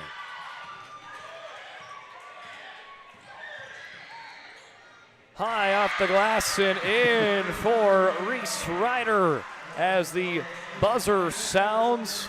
And that will do it. All smiles on the Dickinson side as Ryder gets the bucket. As final score, Braves 75, Mavericks 47. As the post-game show brought to you by Charbonneau Car Center coming your way when we return. This presentation on the PSP Network is proudly brought to you by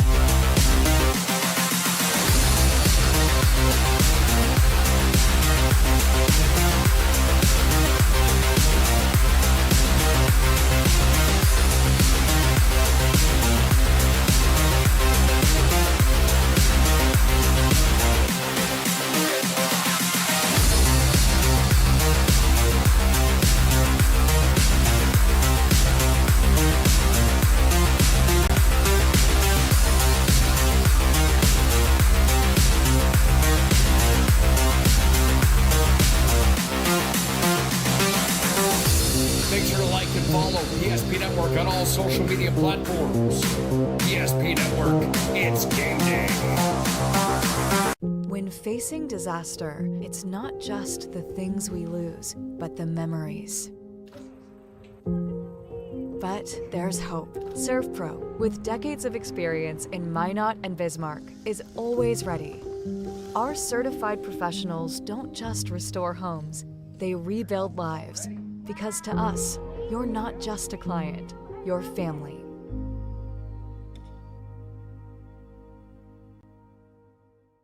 Our stylists are trained to understand the nuances of cutting men's hair. Less pomp, more adore, huh, Brittany? Square face, wavy hair. Mid-fade with a textured top. Finish it off with a hard part and taper that neckline, coach. Cowlick, what's the move? It's not just all about hard work here. Hit all. 7. Pressure. Points. Yeah. It takes expertise to be a sport clip stylist. Here? That's a spot. Right there, huh? Sport Clips, the pros in men's hair. Whether you're looking for a full-service financial plan or planning for farm or business succession, Planning Team Financial Advisors is here to help you work toward achieving your financial goals. With locations in Bismarck, Garrison, and Center, our full-service team of professionals are dedicated to helping you work towards achieving your financial goals. Visit us online, planningteam.com. Securities offered through LPL Financial, member of FINRA and Civic. Investment advisory services offered through New Edge Advisors, LLC, a registered investment advisor. New Edge Advisors, LLC, and Planning Team Financial Advisors are separate entities from LPL Financial. Planning for the future is difficult, but pre-planning your funeral is a thoughtful way to ease the burden on your loved ones. At Stevenson Funeral Home, our compassionate team will help you create a personalized plan that reflects your values. We'll make sure that your wishes are honored and that your family will have peace of mind in a challenging time. Call us today to start your pre-planning journey. You can count on us to be with you every step of the way. Stevenson Funeral Home.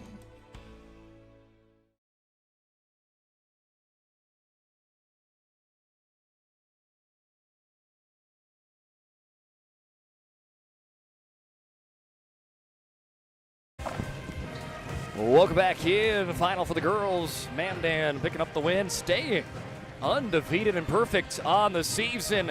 75-47 against Dickinson. Mandan goes to 8-0, 5-0 in WDA play. Dickinson drops to 2-5, 0-4 in WDA play. And as we talk about the first half, we'll get those game highlights up for you here as Mandan, their defense just super aggressive, relentless to start this game.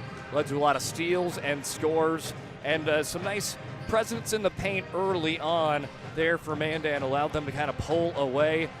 Dickinson able to kind of reel it back in early, 10-8, but it was a 24-0 run that really got things cooking for Mandan in that one, and they were able to sail on to that victory of 75-47. Yeah, you saw it, and it was a 10-8 game. It's kind of hard to believe, and Dickinson was showing a little confidence there. They had made a couple threes, were getting some good looks, and then the defensive pressure was just elevated by Mandan there in that 24-0 stretch. And I'm gonna be honest, they were kind of getting any look they wanted down there in that painted area. And also they don't settle. They're a team that's not going to settle and sit there and shoot a lot of threes. They know the advantage they had tonight was in the painted area, and very impressive from Mandan here tonight. Yes, certainly was, and it was just relentless group of guards. I mean, the guard play was very impressive. I mean, they were able to hockey sub them out, 2 or 3 in, 2 or 3 out. And the production just never dropped off. It didn't matter who those 3 guards were on the court, or 2, depending if they kept McAllister in or not. But overall, just very impressive work. But then on the end for Dickinson, if you're Coach Lockett, I mean, you got to be maybe overjoyed with that second half. I mean, the first half just kind of got away from you. Second half, I thought was a pretty decent half there for Dickinson, especially at the end. A lot of momentum, shots started to go in, and the vibes were really good on that Dickinson side. I mean, you could hear their bench getting excited for their teammates making those shots down the stretch, and that's exactly what you want to see with a very young Mavericks basketball team. Yeah, I talked about non-negotiable and its effort, and Dickinson has that. The other one is attitude. They're out there. They're not hanging their heads. They're playing hard. They're competing till the end, and I think Halverson really stood out to me the second half. She had a really nice half.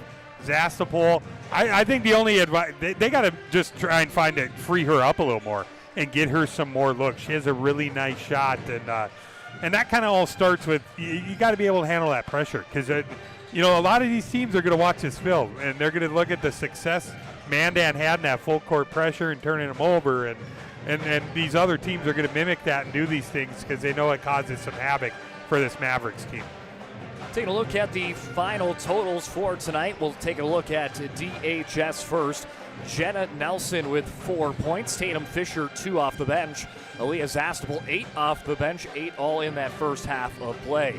Emily Dudke had 6, a couple of late three-pointers that dropped in for her. The 7th grader Evelyn Fridley with 5 points. Reese Ryder with that last 2 points, where her team was very ecstatic for at the buzzer. And then, as you mentioned, Evie Halverson 7, and Abby Prowse led the way with 13. For the Mandan Braves, lots and lots of different scores for them. Sierra Gustafson, very impressive defensively. She picks up 4 points. Tatum Rackey with 11. She had that huge 7-point swing at 4 points in the matter of 4 seconds. And then Hadley Harris with 6 points. Kaylin Talley with a point. Lizzie Millen with 2. Allison Holzer had a free throw to go in. Mimi McAllister had a dozen. Allie Reiner with 7. And then a couple off the bench. Wrestler gets up 3. Ulmer picks up 2. And tonight's player of the game, brought to you by Sports Clips. They bring you the MVP of the contest. As Sports Clips brings you the MVP of the matchup. Sports Clips, home of the MVP haircut experience. Nothing comes close to making you feel like an MVP, quite like the MVP experience at Sports Clips. Tonight's Sports Clips MVP is Anna Claire Bugby. 26 points tonight, Bryce. And you'd have to think, you didn't tally up rebounds, but you'd have to say she had a double-double pretty easily on that statement. Yeah, I was just going to say that. We were on the same page there. I'm putting her down for a double-double. I can almost guarantee I'll go over the box score later, maybe this weekend. But she is the positioning she gets just deep down in that post. She's very patient. Her footwork is tremendous, and she is one of the best. I'm going to say it one of the best offensive rebounders in the state of North Dakota. And honestly, you talk a lot about her offense, but what she brought to the table defensively as well. I mean, she had to have, at least, 3 steals. I think maybe closer to 5 in that game. And that with the double-double on offense, quite the impressive day at the office for one of the elite post players inside the WDA. Yeah, she when the communication really stood out to me. I watched her during warm-ups, and you listen to her on the court. You just tell how effective of leader she is of this team, and it starts with communication on the defensive end, and she's terrific at that. Well, before we sign off for this one, let's take a look at the move of the game, brought to you by Spas, etc. That one left short, but look at that. It's Bugby finding it in to Gustafson. And again, we'll play it one more time, but just great work there. That was kind of the epitome of how this game went, and that was really what started that big roll that went on a 24-0 run for the Mandan Braves en route to that victory. So that play, again, really kind of sparked that momentum that really got them churning in the right direction. And what I love about it is it's a play where Bugby could, she could be selfish. She's got, she's in the painted area already. She can easily look to score there, but looking for her teammates, getting them involved. Nice little bounce pass, nice finish by Gustafson. Well, the Mandan Braves move to 8-0 on the season. Next week they've got Century, and then they've got Legacy. So quite the battles there coming up there for them. Looks like they're the home team for both, so maybe a little bit of that advantage you can give to the Braves there. And then for the Dickinson Mavericks, for them, I believe they got St. Mary's. I know they got them on Friday. Forgot to put on who they've got earlier on the week, but should be interesting there to close out the week for sure at home against a St. Mary's team to close out next week. But that is going to do it for the final on this one. Mandan 75, Dickinson 47. And stay tuned because coming up shortly, we've got the Valvoline Instant Oil Change pregame show for the boys contest. Highly touted one, Mandan Dickinson, coming up here shortly.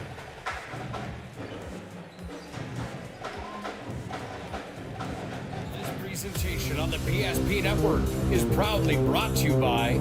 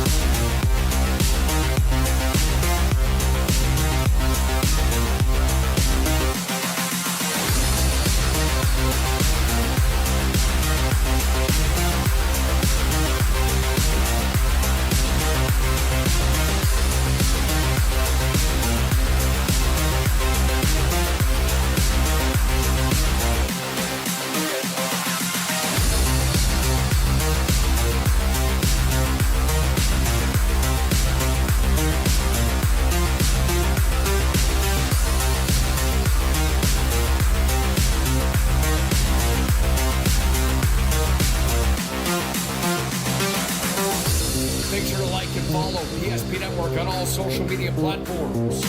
PSP Network, it's game day.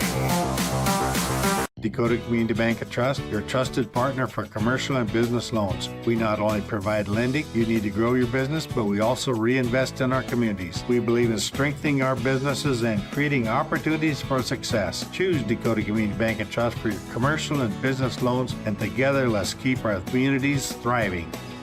Serving the community, looking out for you. At Dakota Community Bank and Trust, that's what we do. When facing disaster, it's not just the things we lose, but the memories. But there's hope. ServPro, with decades of experience in Minot and Bismarck, is always ready. Our certified professionals don't just restore homes, they rebuild lives. Because to us, you're not just a client, you're family.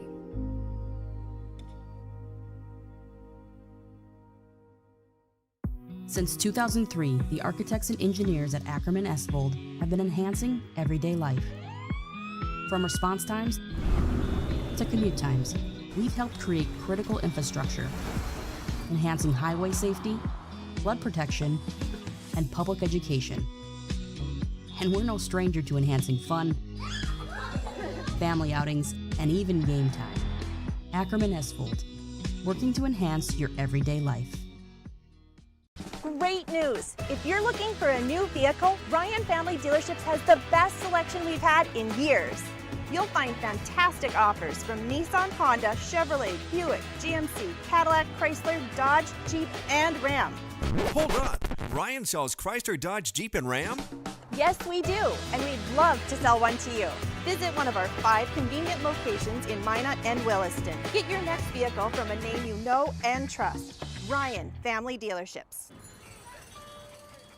That sinking feeling you get when this happens? That's oil change-anxiety. The anxiety of being without a car with a billion things to do. The fear of being overcharged. The stress of not knowing where to go or who to trust.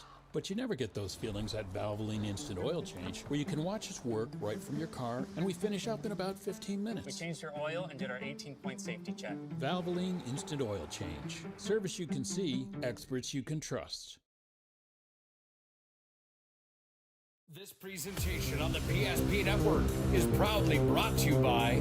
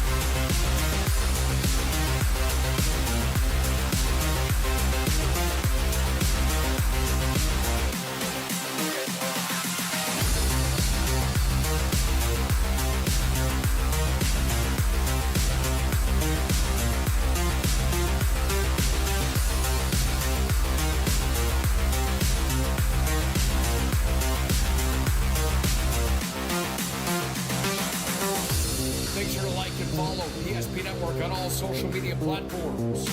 ESP Network, it's game day.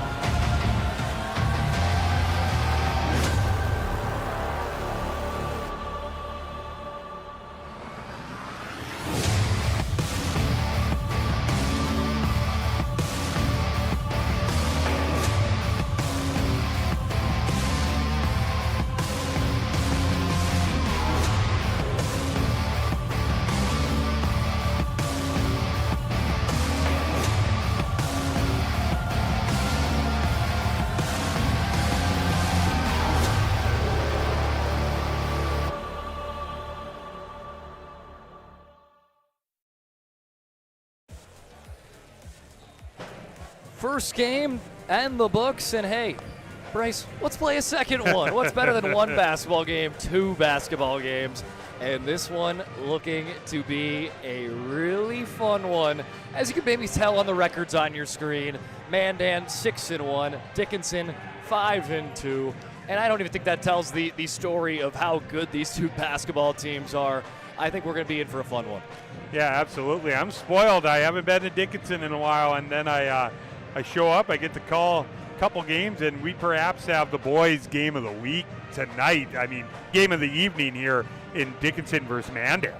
Yeah, this is going to be a fantastic matchup. And again, big thanks to Valvoline Instant Oil Change for bringing us pregame shows tonight. Valvoline Instant Oil Change, your locally owned oil change headquarters, 25 years. The Lundins taking care of people. Local actually matters, not to mention this oil change stay in your car drive-through oil change. Simply formed in 15 minutes or less. Find them in Minot and in Bismarck. It's Valvoline Instant Oil Change. And speaking of 15 minutes or less, that's the amount of time we're going to have tip-off here in Dickinson. So I'm excited.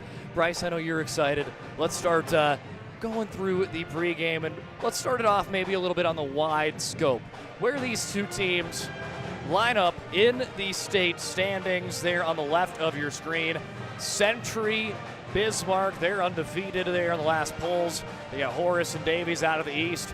Dickinson dropped a spot out of last week because they lost to a very impressive Century team, but Dickinson was very much in that matchup. But you couldn't drop Dickinson out of the polls because that game against Legacy, not sure if you've seen that one. Oh, it was a fun one. 90-85, Dickinson holds off an impressive Sabres team that's receiving votes as well.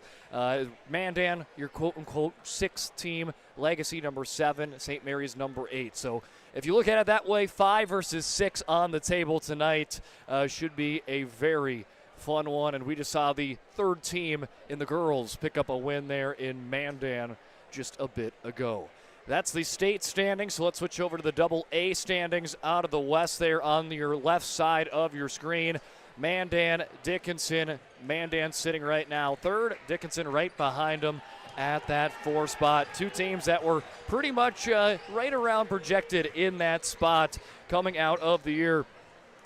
Mandan finished third in state last year, third in the region. They were projected to finish 4th. Dickinson projected to finish 3rd out of the WDA. So just a flip-flop is where they sit here early on. Yeah, it's we kind of know. We know what Bismarck and Century, they've kind of got that little separation there at the top. Those two have looked terrific. I'm really excited to see Dickinson. We're talking about a team that shot 59% versus Legacy in that big win. On the other side, Mandan, we're going to be calling a lot of names. They are a very balanced attack, and I don't know if I've ever seen this. They have a potential. It could happen. They could have 7 guys in double figures maybe at some point this season. Hey, it might happen tonight. Yeah, it might happen tonight. I know you You're joked right. off air. This could be a shootout tonight. So Dickinson, here's a little note for you. Dickinson played 2 games here in the Queen City. Both of them, they've scored over 100. So the race to 100 could be in play Could tonight. be. I know it might sound crazy, but it could be in play. Dickinson and Bismarck High, I believe, are the two teams that have scored more 100-point games than anyone else in the state this season. And maybe that's a big reason of why here on this graphic they are some of your top point scorers on the year. There's your points per game. There you see Bismarck and Dickinson 91 and 89 points per game, respectively. But then you got Mandan, and Mandan's one of the better defensive teams in WDA. So what's better than offense versus defense? But you can't also discredit Dickinson's defense, and you can't discredit Mandan's offense either. Yeah, it's I don't know what we're going to get. I feel like we're kind of talking like the Lemoore versus New Rockford 9-man game, and we were down at state football, and we were talking how we were going to see maybe a record of 150, maybe 180 points in that ball game. So we're talking this one up. We might see some offense, but could be a game in the 60s and the 70s, maybe easily. And you're right, the very capable defenders on both teams, team defenses, but when you talk just about the elite scoring, you're going to see it on both sides. You're going to see it with Cranston as well. I'm so excited. A guy I got to see a few times last year, and he was terrific.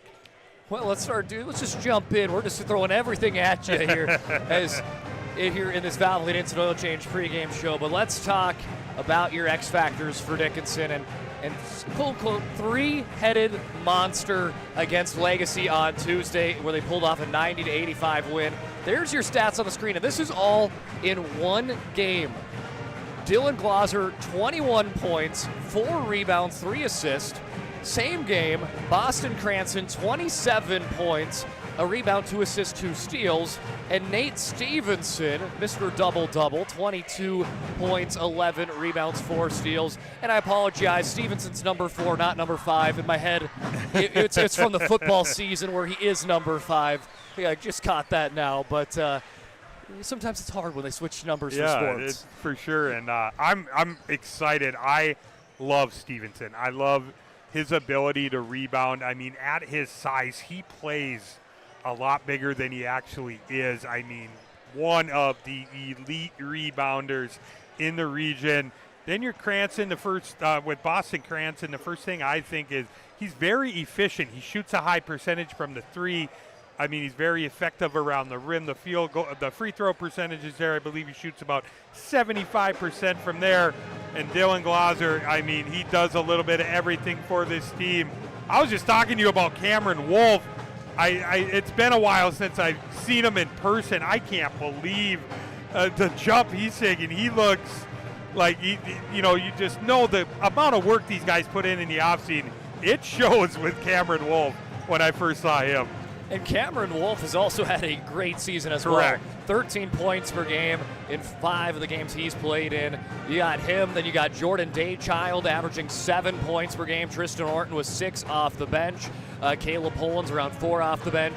And then Tatum Bowinger, he's kind of very similar to what we saw in Gustafson. Maybe not going to put up the points, but he's just going to ramp up the intensity. Fish for steals and rebounds there for Dickinson. Now let's take a look on over what we got for Mandan, and highlighting here, we've got the Bears Tail Twins. As Riley and Briley, they are fun to watch, that is for sure. Riley averaging 9.7 rebounds per game, 9 3-pointers on the year. And then Briley, 14 points, 6 rebounds, both coming off of a pretty impressive outing against Williston, 12 points. Riley, 15 for Briley. Yeah, both very capable shooters. Can really score the basketball at both levels, though, these two. Quite the tandem Manans got going. They have been terrific in this first half of the season for this Braves team. Well, then you talk about the Bears' tail, but then you got to even talk about going deep. You talked about you could see 7 different players in double digits, maybe at a point in the same game. Carson Shimmick, he's fun to watch. He's coming off a 16-point game against Williston, had 12.6 rebounds per game as his average. KP Eaglestaff averaging 12 and 5. His last game, he had 13 points. Then you got to talk about the all-WDA football player, Daniel Wentz. 13 points, 3 rebounds.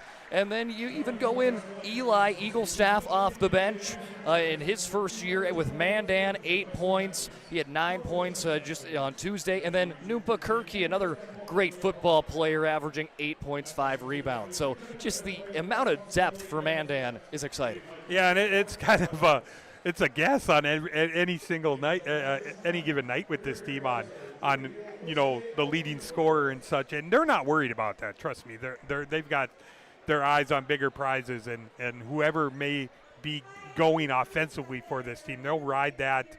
Very team-oriented team, very balanced. Yeah, a very balanced attack for sure on this with these two teams. And you talk about, again, 7-8 different players that can maybe score in double digits on any given night for Mandan. And then, Dickinson, too. They're one of those teams that you'll see players step up off the bench and come up with some big shots. I think Paxton Leeson is going to be one of those players to watch for me tonight. He just always seems to kind of bring that same kind of results every night. You'll pick up maybe 2 3-pointers a night and give that spark off the bench. And, that's sometimes what you need, a guy that can put up around 5-6 points off the bench and give you that energy. Yeah, I'm excited to see him tonight. And like you said, these guys that kind of know their roles, and Dickinson is full of that. These guys that come off the bench and know they have to contribute each and every single night for Coach Glauser. So for the Mandan Braves, again, 6-1 on the season. They won their first 3 games to start the year: Grand Forks, Red River, Fargo South, and West Fargo Cheyenne. Then they lost to Bismarck before 3 wins against Jamestown, Minot North, and Williston. Again, last game on Tuesday, 79-63 win against the Coyotes.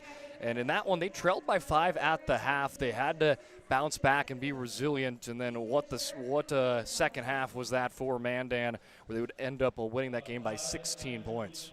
Yeah, they really stood out to me in that game. Their ability to get to the free throw line. There was a tight game there for quite a while, and they kind of started pulling away. Their ability to get on the free throw line. They were plus 10 in makes against that game in Williston, so that was very effective. Shot the 3 ball pretty decent as well in that second half. Yeah, the Mavericks 5-2 on the year, 3-1 in WDA. They split last week.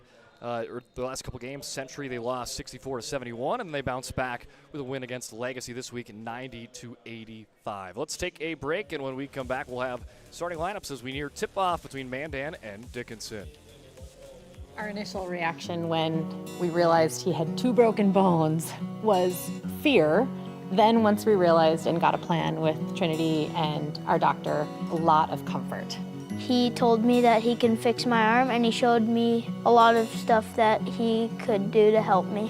Trinity Health Orthopedics is as good as you can find anywhere in the country. A lot of us take pride in that, and that's why we stay here and we keep doing what we do. Trinity Health, making more possible. Breathe in. I can't believe I wrecked my car.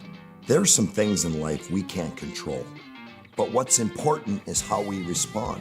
At Jerome's Collision Center, they provide the highest quality of service, assuring the job gets done stress-free and making it feel like a breath of fresh air. And to give you peace of mind, they handle the insurance. Are you even a therapist? Don't worry about it. Jerome's, they're the experts. Jerome's.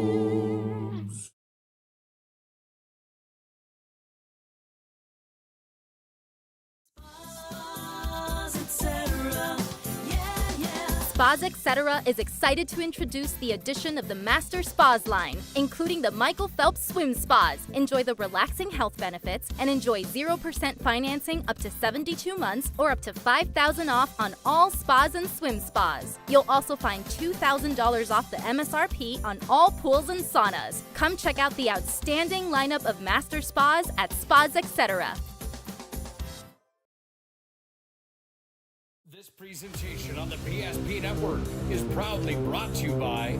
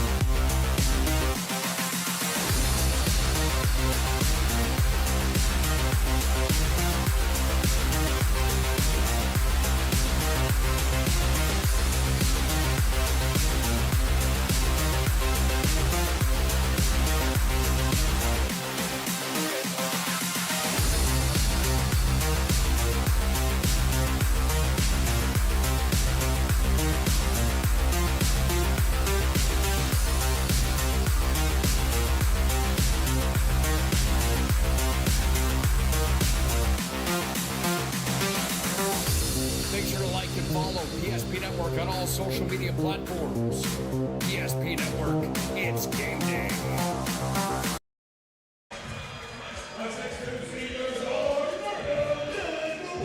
As we get ready for the boys' game, starting lineups already and getting ready to be announced as Mandan has already been named, so let's talk about them.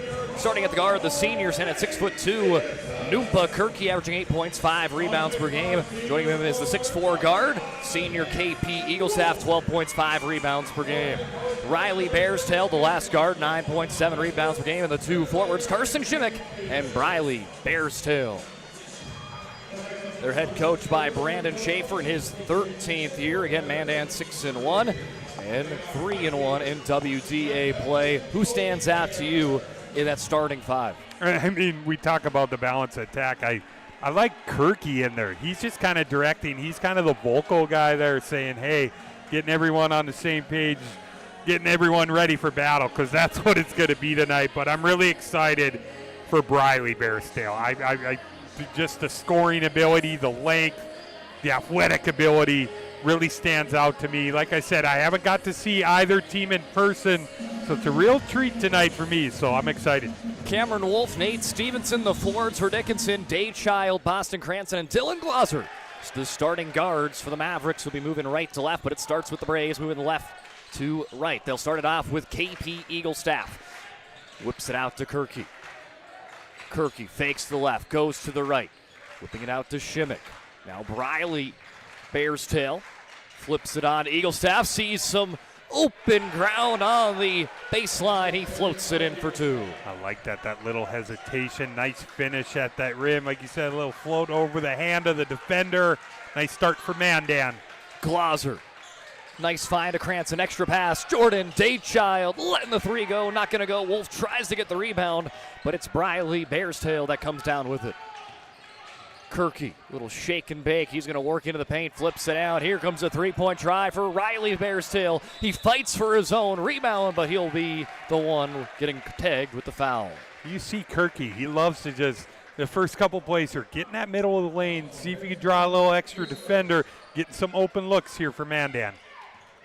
I mean, what a player on the football field he is. Oh, I loved watching him. One of the best running backs inside the WDA. Daychild, a high layup, goes up and over the rim and into the hands of Kirky.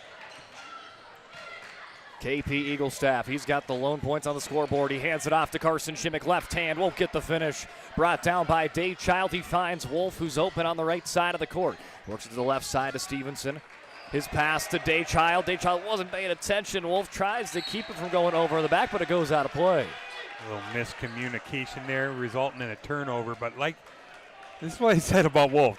Just the wingspan there, altering that layup there. I know he didn't block it, but just the effect he has with his length there around the basket. Shimmick lays it on to Briley Bearstail. Briley has it poked by Glauser. Going to see off the foot of Bearstail, who can't believe it. But the student section loving every minute of that call. I think I'm going to give Glauser a little credit for selling it to the official. He said, hey, man, that hit off his leg. That's our ball. Daychild. Bounce pass to Stevenson. He's fouled by Briley Bearstail. Maybe one of those frustration fouls, thinking it was not touched on you last. I know. And get right back in and commit a foul. You can see Coach Schaefer, too. He kind of slammed that ball down with a little authority. Glauser finding Cranston on the inbound. Cranston lobbing it up to Wolf. Nice ball movement. Open. Daychild spins off the rim. And it's time Glauser going to get the foul on Bearstail.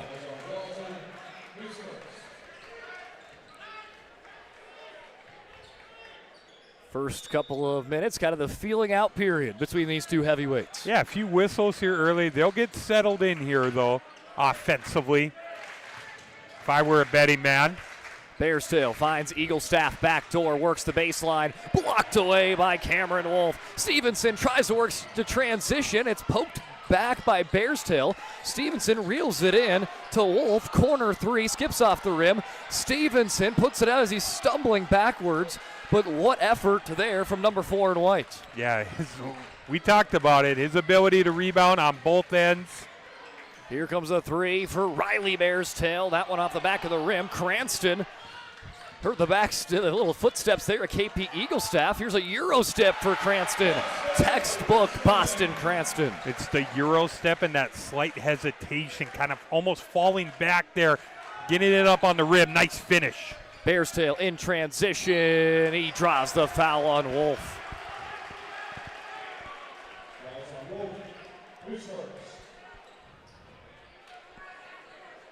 I think this is the game we're going to see a lot of, is just back and forth.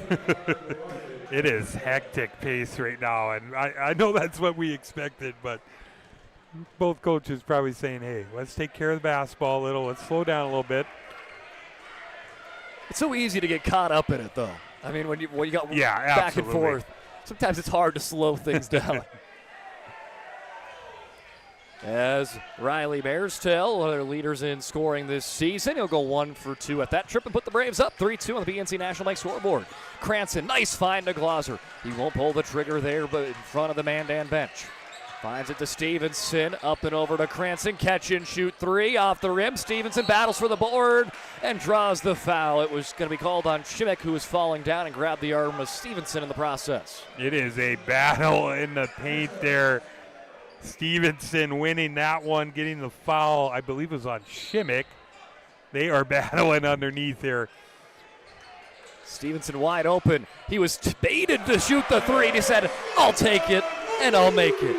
One of my favorite players in the WDA. He is pumped up, my friend, letting the crowd know it. Hey, you want me to shoot the 3, I will. Glauser picks it off. Maybe shades on the football field there for the Mavericks. Right there on the college semifinal day. Who do you got, Indiana, Oregon? I don't know how you bet against Indiana right now. I just really Well-oiled don't. machine. Yeah, I just really don't. I was impressed with the Miami victory last night. Cranston. Oh, great move. Wolf, the putback. Pushed her into the Bollinger, who just checks in. Finds it to Stevenson. Wolf going to try his hand. Pulls the trigger on a 3. Loose ball. Wolf wins the race again. Wolf drives in. Great pass. Nice find to Stevenson. Draws the foul on Kirky.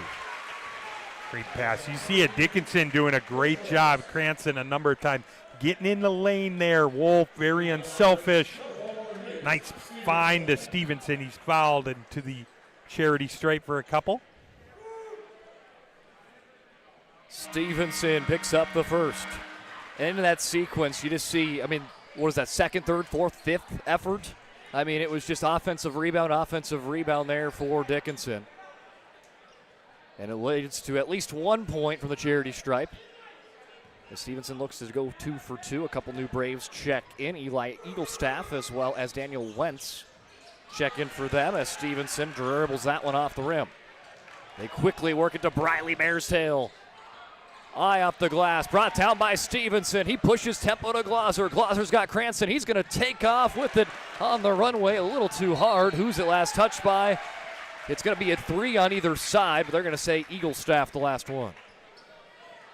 This is the most packed gym I've been in this year. I mean, they're going to have to probably put a few chairs up on the stage, perhaps. You got fans just kind of standing there on the baselines as well, on the entrances, as here comes Cranston for 3. Tipped down by Kirky. Quickly whips it down to Wentz. Cranston draw it on the foul. Yeah, great job by Wentz being aggressive, attacking the body of Cranston. But if I'm Coach Glauser, I kind of live with that foul. Say, hey, let's not give him something. Nothing easy there. Make him earn it from the line. Timeout to be taken by the Mavericks, who lead 6-3 here early on. 13:45 remaining in the first half. At Planning Team Financial Advisors, we help individuals create their personalized strategies. We specialize in financial planning, retirement planning, insurance, and 401k distribution options. Don't leave your future to chance. Call Planning Team Financial Advisors today for a free retirement review. Planning Team Financial Advisors. Your plan, your future, your team.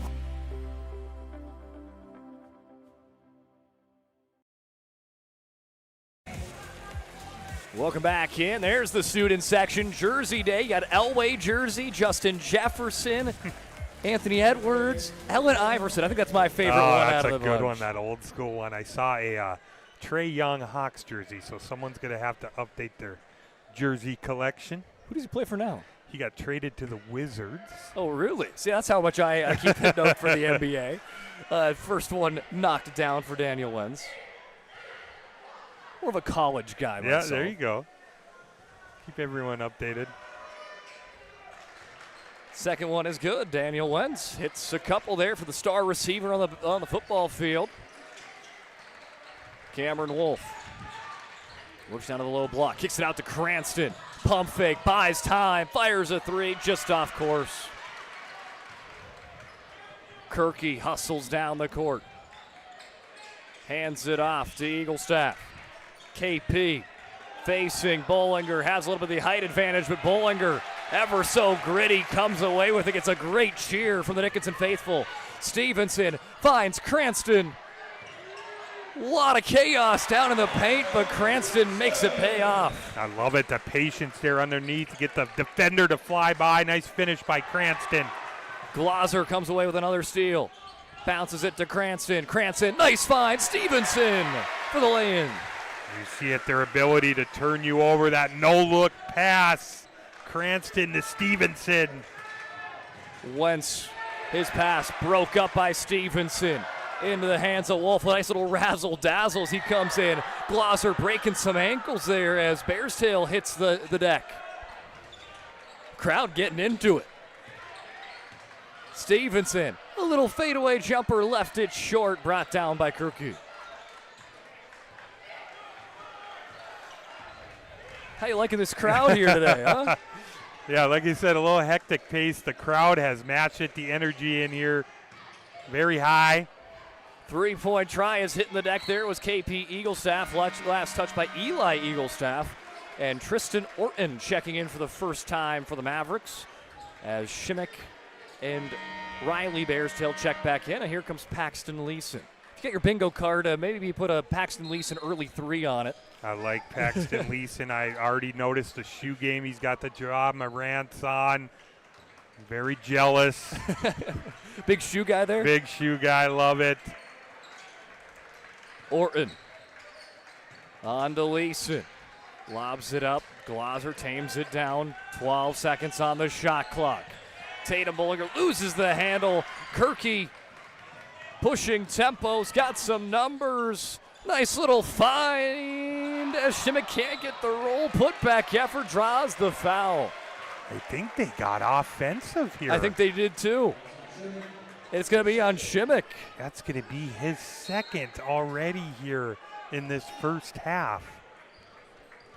Might have early bonus free throws in this one as well, of how hectic and chaotic the first couple minutes were. Right now, Braves sit at 16 fouls, Mavericks at 3. But Coach Glauser, you got to love the looks you're getting a number of looks. They're just not falling from the perimeter. And there you see the attention that Cranston's going to get. He gets in the lane. There's just a swarm on him right away.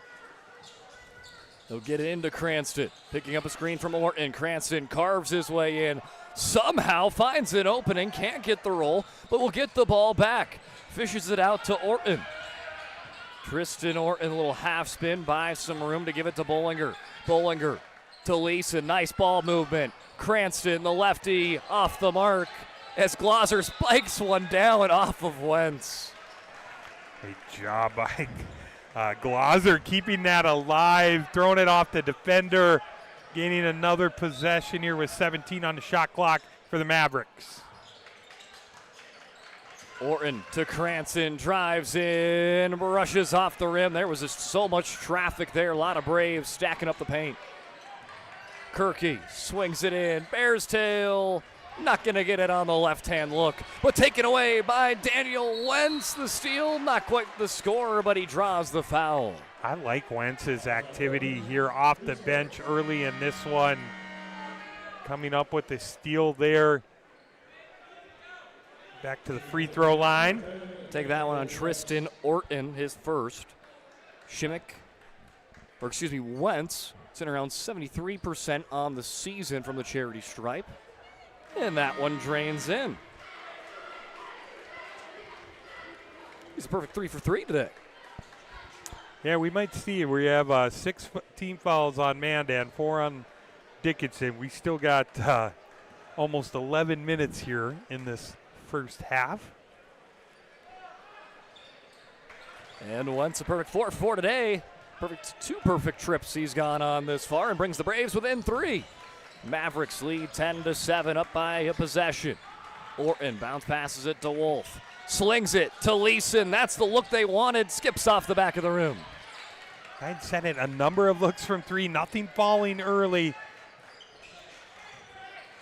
Bears tail to Bears tail. Briley Bears tail. Lets the 3 go. We've got a tie game, Bryce. You love it there. Just getting lined up from the top of the key. Knockdown 3 for Briley. Stevenson clears out the left side of the court. Tries to get it to Orton. It's off cue. And how has this momentum has changed? You saw Dickinson have all the momentum in the world. Their crowd was into it. Now it's the Mandan crowd into it. And they've got the momentum on their side. And you saw Dickinson had a couple possessions there. They were able to turn Mandan over there, and now it's kind of flipped here and see if Mandan can capitalize off a Dickinson turnover. Kirky picks off a screen. He buys enough time. He wants the 3. A little too strong. Leeson and Wolf battle for the rebound. They're on the same team. Now they'll sling it down to Orton, who gets some contact with Kirky, his second. And we've got some bonus free throws already coming up for the Mavericks. So bonus the next 10 minutes. Almost an all-you-can-eat buffet there from the line. And that's the second on Kirky, so he's going to head to the bench just late there trying to intercept that full court pass.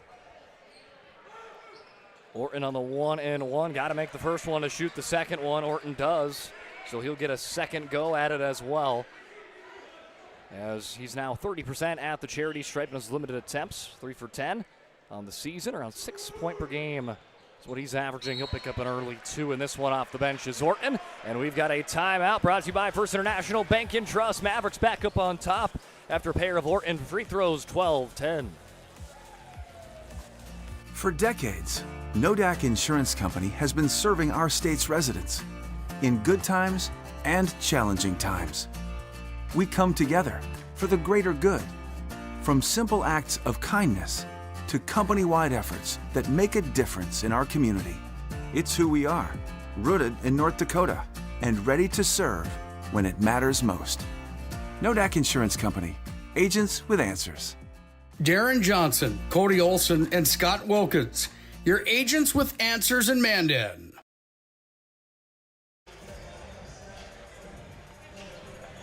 Dickinson back on top after a pair of Tristan Orton free throws. That puts them up by 2, 12-10.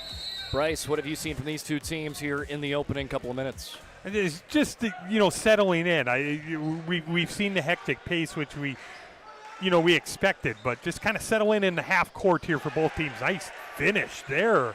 By Eli Eaglestaff with his first bucket. Again, he's just first year at Mandan after spending last season at Bismarck High. Here comes Tristan Orton. Orton double team, tries to get it out, but it's going to be taken away by KP Eaglestaff. Great rotation, team defense here these last couple possessions for Mandan. Got 2 Bears tails and 2 Eaglestaffs on the court, and they're joined there by Wentz as he'll try to shovel a low pass down to Bears tail, and that one off of Briley's foot and out of play.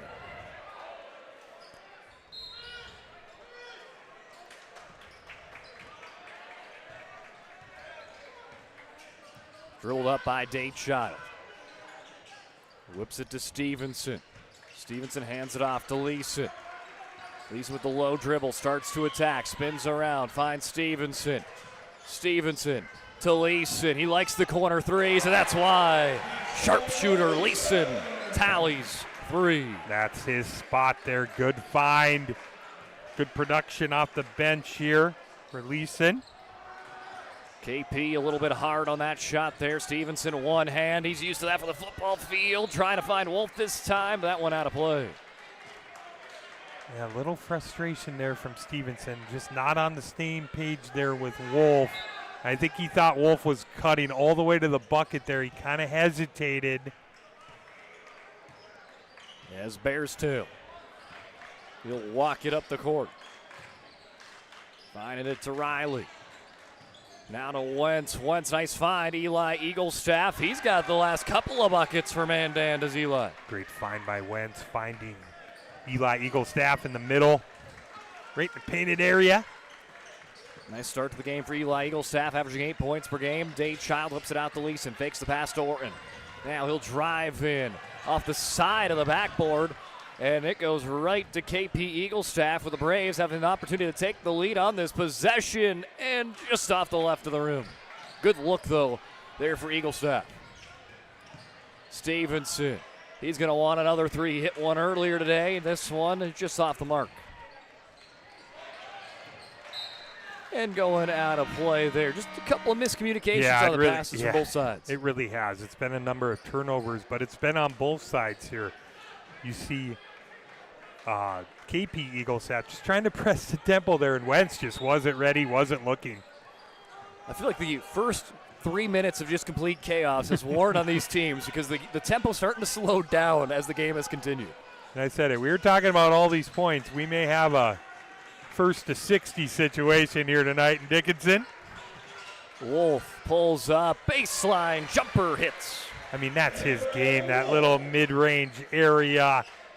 Soft touch there by the big fella. Nupakirky on the back door if they can try to get it to him, but Wolf denies the pass. Comes up with an offensive play and then a defensive one on the other end. Now he fills in the lane. He wants a three. Wolf feeling it just on the front of the rim. Shimmick, he'll race down the court, batting up against Cranston. Now he pitches it on to Briley. Bear's tail off the glass and in. Great finish there. I thought maybe that might have been an N1 and the second foul on Wolf, but not called. Nice finish. Hands it off to Cranston. Cranston's pass denied, but does somehow make its way slowly to Glauser. Swirls in and out. 17-16. The Mavericks have led a majority part of this one, but it's been close quarters action the entirety of the first half. Briley Bearstill, though, seeing if he can switch it into the Mandan side, but cannot quite. Cranston, little shake and bake, little half spin, can't get the friendly roll. His ability, it's just to get in the lane there. I know he's had a number of opportunities. He hasn't capitalized, but so crafty. Kirky spins it out to Eli Eaglestaff. No look pass over to KP. KP switches to his right hand, and it swirls in for KP Eaglestaff. Nice finish by KP Eaglestaff. We've seen him a number of times. He ain't settling, moving without the basketball. The Braves got the lead. Glauser double teamed, whips it out to Cranston. Starting to attack, tries to go to Dade Child, poked loose. Stevenson blocked away by Eaglestaff. Wolf fills in, and there's the bucket for Wolf. Here you see it, a couple loose balls just falling there, finding their way into a Dickinson player's hands. Wolf cleaning that one up. There was an epitome of how this game has gone. I think that's the highlight to show. I just looked at Stevenson, and he is gassed. He's looking at Coach Glauser, said, "You got to give me a couple minutes, man. I need a little rest." Now we have a steal. Dade Child with the steal. He's got Glauser with them. They've got it in transition. Great find there, Dade Child. The Glauser in transition. Briley Bearstill plays it to Eli Eaglestaff to tie this game up at 21, just off the right side of the rim. And a timeout to be taken by Dickinson as they've taken back the lead, 21-18, 4:43 remaining in half number one. Planning for the future is difficult, but pre-planning your funeral is a thoughtful way to ease the burden on your loved ones. At Stevenson Funeral Home, our compassionate team will help you create a personalized plan that reflects your values. We'll make sure that your wishes are honored and that your family will have peace of mind in a challenging time. Call us today to start your pre-planning journey. You can count on us to be with you every step of the way. Stevenson Funeral Home. The The foundation of the financial planning approach at Legacy Financial Partners is a personal relationship. Our unique and collaborative approach to financial planning starts with your dreams, not just the numbers. We will work with you regularly to take action to update your plan as your needs evolve, recommending products and services that are right for your situation.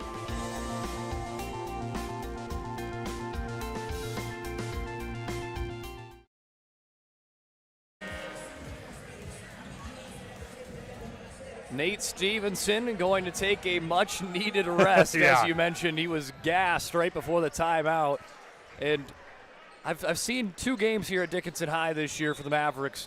They put up 100 points both games, and no one looked gassed in those games. But in this one, it's a little bit different story. I mean, the physicality, the speed between these 2 teams, it has been quite chaotic.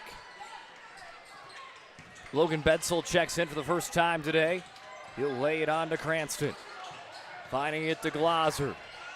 Glauser spinning it out, finding it to Bedsole. 5 seconds on the shot clock. Cranston taking flight, draws the foul. Great job there. Taking most of that shot clock up. It's a 3 he could easily have taken from top of the key. Playing downhill, getting to the free throw line, which he does so well. Riley Bearstail on his second. So a couple of different Mandan Braves have 2 fouls on the first half as Cranston. First one is pure. Cranston shooting around 75% from the free throw line. Again, Cranston averaging around 27 points per game. That's second in the state. First inside the WDA as he goes 2 for 2. He's got 6 points here in the first half. And almost comes away with the steal as KP Eaglestaff whoops it out to Wentz. Nice pass out to Bearstail. Fires a 3. Not going to go. Wentz shuffles that one out of play.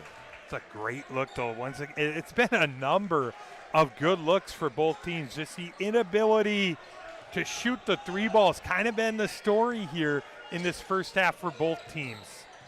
Cranston doubled up. Intercepted there by Kirky. Looks behind who he's got going with him. Can't get the roll. Wentz on cleanup duty is fouled, and he'll go to the line for a couple of free throws. That's going to be the second on Cranston here in this first half. Once again, Wentz trying to clean that up. Been very effective from the free throw line here in this first half. Daniel Wentz, again, he is, as you mentioned, very effective at the free throw line. He was a perfect 4 for 4 to start, but maybe the commentator's jinx there. That is definitely the commentator jinx. I was just going to say it. I'll take the, sorry, Mr. Wentz. We'll take the accountability, but he gets the second one. 5 for 6 there on the line for Wentz. All 5 of his points have come there today. Cranston doubled up. He's trying to look for somewhere. Wentz pokes it into the DHS student section. I like this look there, just flying that double team at Cranston, making him give the ball up. Cranston shakes around Wentz, fakes it to Bedsole, works it to Bollinger. Bollinger to Bedsole. Daychild, left wing 3, wide open as it swishes through. Great ball movement by the Mavericks there, finding a wide open Daychild. Much needed 3 here for Dickinson. More pressure for Dickinson on the press. This time it's all Kirky to run down the court and avoid the pressure. He'll flip it out to Wentz. Bedsole almost comes away with a block. I'm not sure if him or Bollinger are going to be tagged on the foul. No, it's going to go against Daychild. There's 3 different white jerseys. There's probably a number of guys you maybe could have whistled for that one. I am the worst on that. On those 50-50 who committed the penalty call, I will get the wrong answer probably 100% of the time. So. I always like to be aware if like my teammates got a foul and I don't. Why don't you try raising your hand? Just say, hey, I'll take that one. Don't be calling number 2 on my buddy. I'll take the foul call. I've seen that a couple times. Yeah. And you just got to tip your hat. Just being aware, yeah. Just being aware. Like that's a great teammate. Daniel Wentz goes 1 for 2 at that trip, just like his last trip at the line. I mean, that has been his place here today. as checking for the first time is Ethan Luna. His first time back in action since the season opener. As a little off the mark, Cranston cannot quite reel that one in. Good to see Ethan Luna back in on the court here for Dickinson this season. His lone game, 2 points, 2 rebounds off the bench. And again, that season opener against West Fargo. Briley Bears tail spins out of traffic up to Nupakirky, and he'll lob one up to Wentz, trying to find Lanier, not going to go. Stevenson picks him off to Cranston. Lots of movement. Hustles to the free throw line. Couple pump fakes. Boston, Cranston, making it look easy. His body control and just his ability to get those defenders in the air.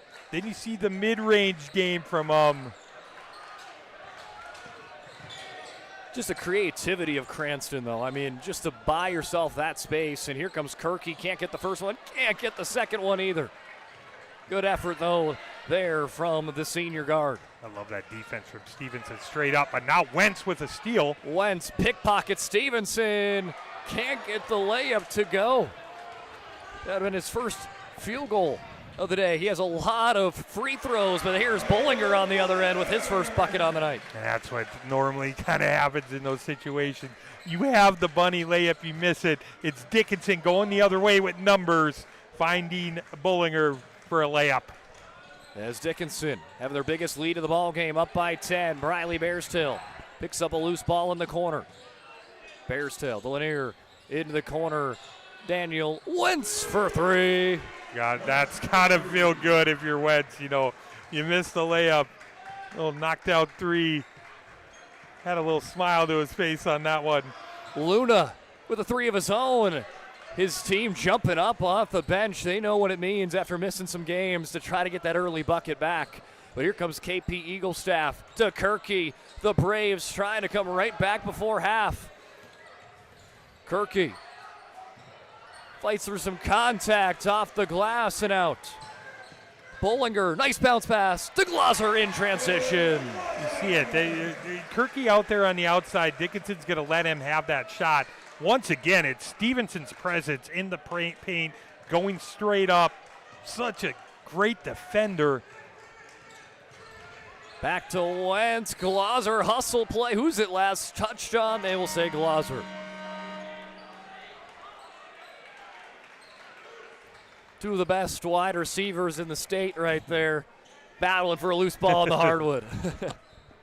Yeah, Wentz, he's pretty spent too. You see him on Stover. He said, "Coach, maybe get me one, but no sub for him. He's staying out there."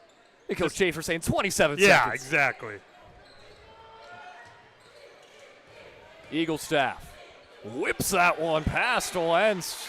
And I don't think Wentz was ready for that much heat off of that pass. Yeah, you talk about closing quarters out so much. A lot of these coaches, these teams, and if you're Coach Glosser, you're ecstatic how the way, because like you said, you've had a number of open looks and you're getting the shots you want.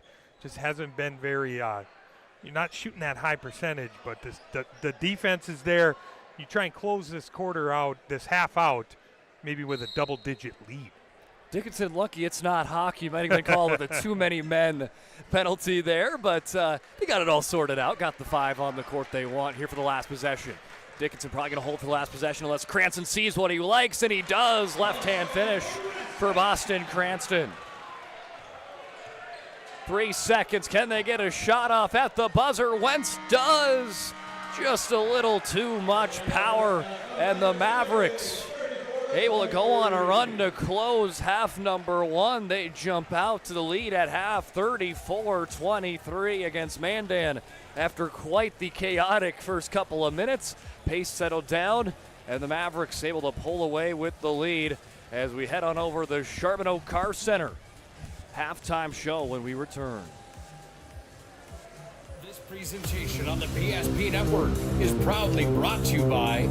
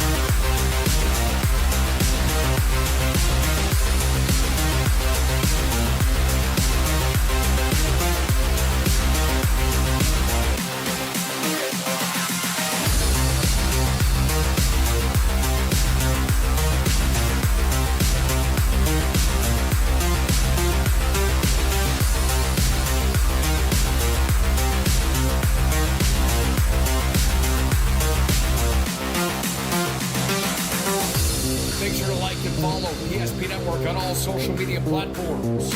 PSP Network, it's game day.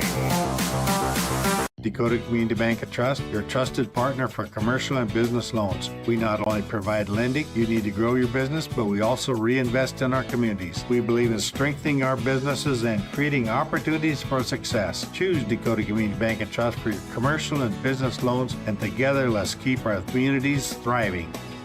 Serving the community, looking out for you. At Dakota Community Bank and Trust, that's what we do.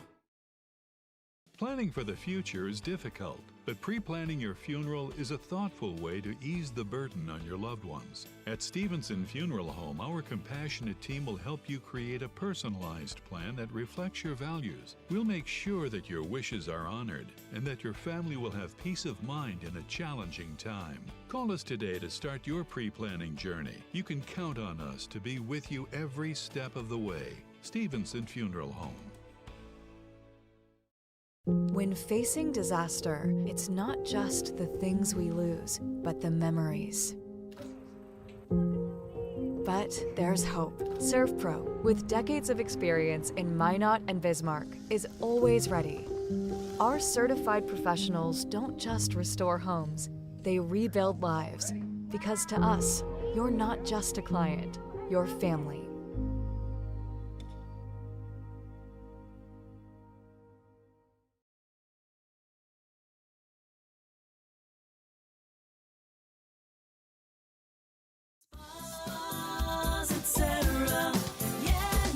Spas Etc. is excited to introduce the addition of the Master Spas line, including the Michael Phelps Swim Spas. Enjoy the relaxing health benefits and enjoy 0% financing up to 72 months or up to $5,000 off on all spas and swim spas. You'll also find $2,000 off the MSRP on all pools and saunas. Come check out the outstanding lineup of Master Spas at Spas Etc. This presentation on the PSP Network is proudly brought to you by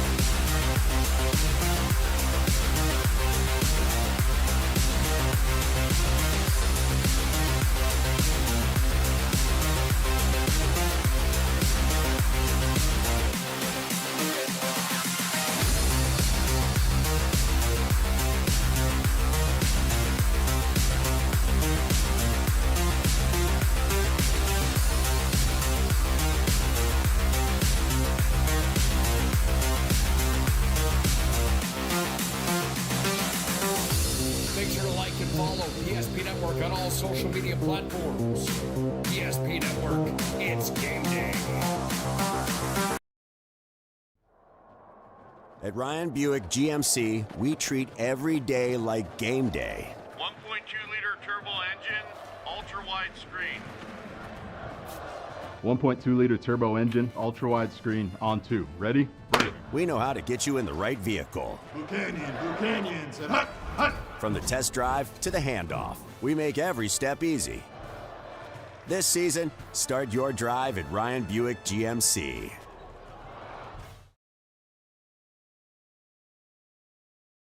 Nobody thinks about personal injury until it happens. But when injury strikes, so will your bills and the turmoil and everything you'll miss out on. It's a mess and you need someone to help it all make sense. That someone is Schweigert, Clamine, and McBride. We know the territory and the process, and we work smart and hard to get you results. It's easier to get back to normal knowing there's a team behind you. We're the ones the other side doesn't want you to call. We're on your side. We're Schweigert, Clamine, and McBride. At the end of the first half, Dickinson 34, Mandan 23.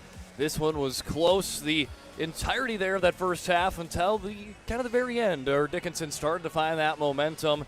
And helped out there. Mandan had some chances, just could not quite connect, and that opened the door for Dickinson to kind of go on that late run. Yeah, just a number of stops there towards the end of the half, and you saw it getting out in transition and just getting wide open layups was kind of the story there for Dickinson as they were able to push this to double-digit leads. I said it a number of times. They were getting a lot of great open looks, just unable to knock them down. But if you're Coach Glauser, you're ecstatic the way you close that quarter out. A lot of momentum for this Mavericks team going into the second half. Yeah, in that first half, I mean, the words we threw out, chaotic, just maybe a lot of different words on that nature. But, again, it was just a crazy pace. And you could just tell the wear and tear of trying to play at that pace for how long they did, that those players were gassed when it came down to the last 5-6 minutes even. Yeah, you saw a number of guys on each team just kind of look at their respective coach and say, hey, man, I need a blow. I'm tired, like give me a quick one. I need a couple minutes on the bench. So, the effort, the intensity has been there from the jump. And, like I said, I think the really big story for me was just kind of the inability to shoot the three with any kind of consistency for both teams. No team, either team was getting in a rhythm from beyond the arc. Well, we joked during the girls' game. Oh, the boys, it's going to be the battle to race to 100. I don't know if it's going to be that right now, sitting at the score of 23-34, or maybe it might still be. Hey, you never know with these two teams. And like I said, a lot of these open looks are going to start to fall. I mean, you just play I always say you play the law of averages. They're not going to keep missing a number of these open looks. That goes for both teams. So, like you said, I like our odds for even a little more offense here in the second half. Yeah, it was just a very scrappy start, and that just kind of, again, maybe changed. Maybe if it would have started out guns a-blazing, maybe it would have been a little different, but it was just such a scrappy start for these two teams. A lot of fouls early. As the quarter of the half went on, a little less fouls as we continued on, but a very entertaining half nonetheless. And as you see there, wrapping up on our highlights, here's the nice little find from Bollinger to Glauser right before, and that was one of the last highlights we got there as we head in to half number 2. And Bryce, I know I might be not trying to rob the people, but maybe one of our moves of the game was not in that highlight package. Maybe for a reason. We're holding that one off for a little later in the broadcast. Yeah, I think we've got we're probably going to have a number of candidates here in the second half for sure. I did really like that little no-look pass, Cranston to Stevenson when he got in the lane. That was a pretty one that stuck out to me in the first half of play. So many nice plays as we'll talk about the scores in this one. Eli Eaglestaff 4, Daniel Wentz has 9. 6 of them come from the charity stripe, 4 for KP Eaglestaff, and 6 for Briley Bearstail. DHS, they have more scores on their side. Tatum Bollinger 2, Jordan Daychild 3, Dylan Glauser 4, Nate Stevenson with 6, Tristan Orton with 2, Paxton Leeson's got a 3-pointer, Cameron Wolf's got 4, and leading the way with them is Boston Cranston with 10 points. Well, Bryce, you saw the first half. What do you expect to see in the second half with these two teams? Maybe adjustments that both these coaching staffs want to make. You kind of saw it at times with Mandan, how they're kind of defending Cranston. They'll kind of run that double, kind of make him give up the ball early because we all know how gifted he is on the offensive end, but his ability, he does it better than anyone, I think, perhaps in the state of just getting to the basket, getting to the middle of the lane. He has that soft touch. He has the body control. I'd like to see Mandan maybe throw that look at him again, try and make him give up the basketball. You kind of see the other Mavericks, make them beat you offensively. Cameron Wolf was talking to the student section. They're relaying the message to Dylan Glauser. It's like a game of telephone down there. Don't see that very often. Yeah, a little interaction with the crowd. Hey, you tell him this, okay? This is what I'm going to do on the inbound. Wolf agreed. He was shaking his head yes. He said he'd let him know. Glauser to Cranston on the pump fake, shuffles it into Stevenson on the baseline. He's double team, whips it out, top the key, extra pass to Cranston. Cranston spins out of some traffic. Glauser wants the 3 ball, into the corner. Daychild, left hand just a little too close to the rim. What a great set there. Ended up with a decent look there for Glauser, and you had another second chance, unable to knock it down. Shimmick denied by Wolf. As he spins it out, here comes Kirky. Kirky on the half spin. Plays it over. KP now, here comes Riley Bearstail. As almost out of bounds, and no, they'll say he stayed in, did Shimmick. And now here comes Cranston, the other end, hop step. Last touched, and that one out of play. PSP schedule, again, lots of great games tonight. Minot High, Minot North, Legacy Century. Velva MLS, that game has wrapped up. Just got the notification there from Jonas on his player of the game. A nice little spin move for Cranston, and just left it short. Kirky shifts to his right, he draws the foul. That's Kirky's game. You saw it a lot early in that first half. Downhill, attack the rim there, getting to the free throw line. Again, these two teams find themselves at the top of the standings. There you see right there on your screen. As first one good for Kirky. After being held scoreless in the first half, he's got an early free throw here in half number 2. Averaging 8 points per game, and he'll get the early 2 in his stat sheet tonight. Bring it back to a single-digit gap, 34-25 on the BNC National Bank scoreboard. Daychild whips it out. Wolf in front of his student section. I think he might have blew him a kiss there. Cameron Wolf, he's having fun. Got the tongue out, but he's right back on defense, communicating where to go. Gotta love that. Great start to the second half for Wolf. Riley Bearstail whips it out to Kirky. Kirky, attack mode here in the second half. He's got another. How about that? The mid-air adjustment there. Finish at the rim for Kirky. Nice half start to the second half for him. Cranston, he spins around, finds Wolf. Now into the corner of Stevenson. From corner to corner, now on the far side. Cranston, pump fake. Drives in, some contact. Not the bucket, though. They're going to call it a charge taken by Carson Shimmick. I love it. Shimmick sacrificing his body outside the restricted area. Make a note of this 15-15 mark. That is the third foul on Boston Cranston. That was taking a charge is always my favorite thing to do as a basketball player. Scoring not my forte, but taking a charge was. Gets everyone so pumped up. KP Eaglestaff with a corner 3. I'm glad you saw that one, my friend. I'm up here in the corner of the old crow's nest. I couldn't see that one. As he brings it within 7, here comes Kirky to the left hand. Stevenson pulls down the board. It's poked loose. Oh, looked like it was poked by KP Eaglestaff. They thought it was last touched there, and it looks like now they'll switch it back to last touch by Mandan. I think that was the right call there. Official helped out his buddy there. Just officiating staff crew doing such a good job here tonight. Stevenson can take another breather. He's winded after the first 3 minutes.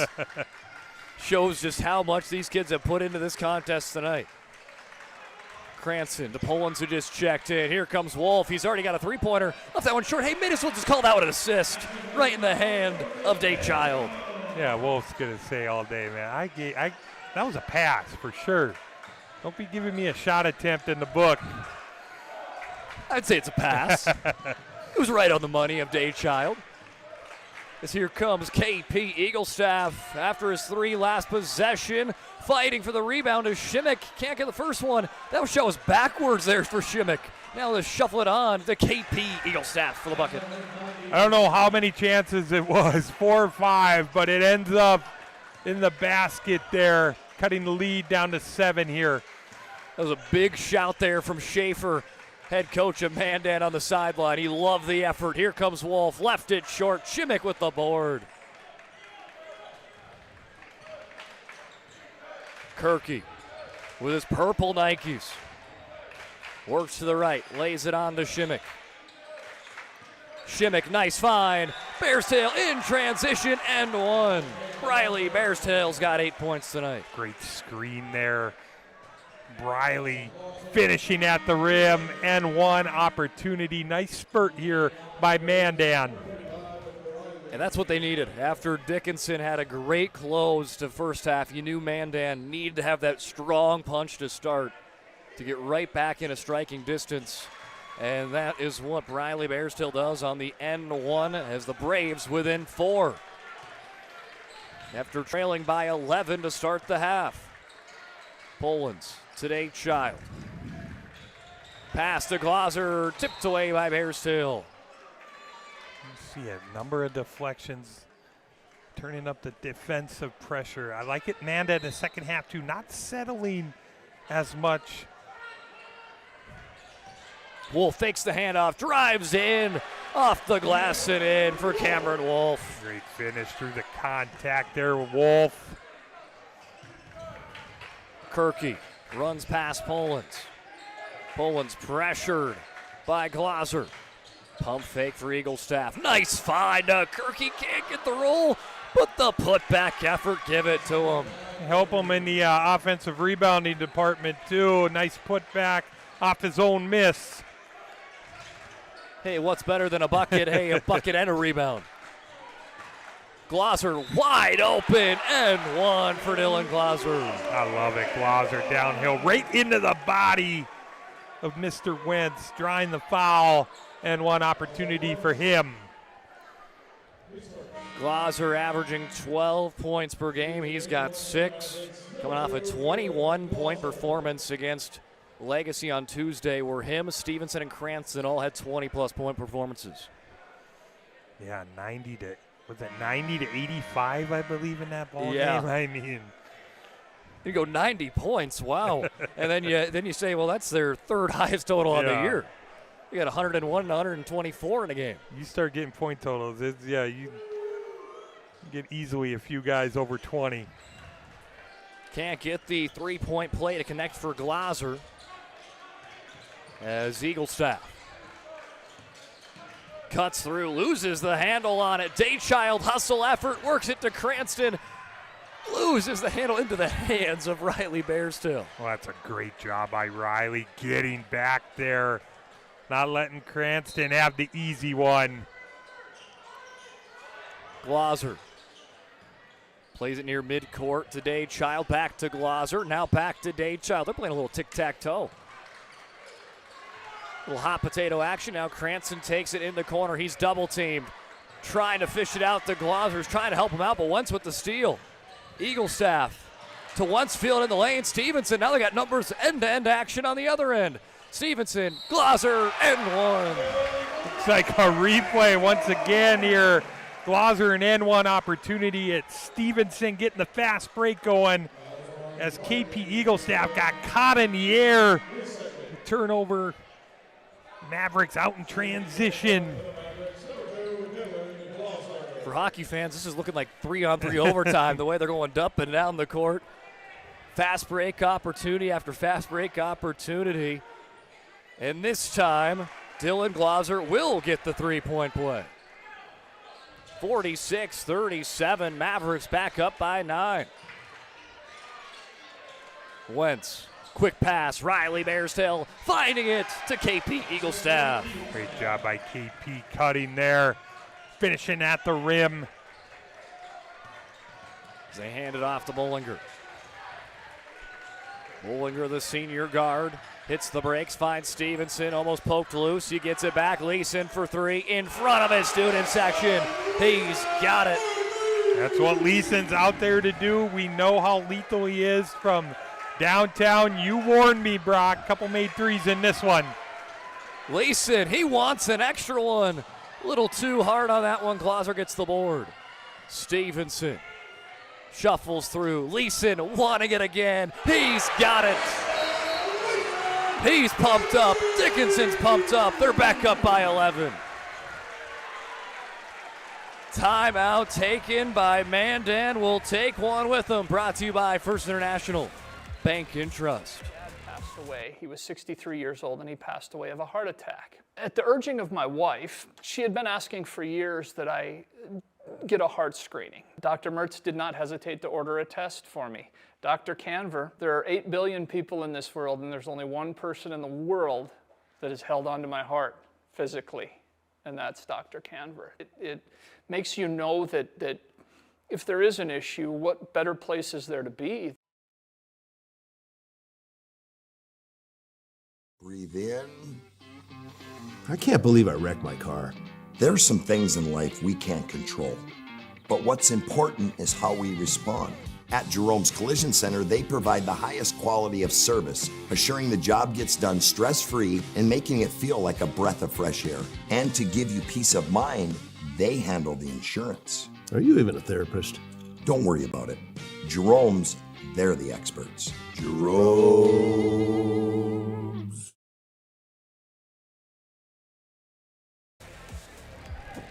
Welcome back in. Apologize, the scoreboard having some difficulties there. Let's get that off your screen.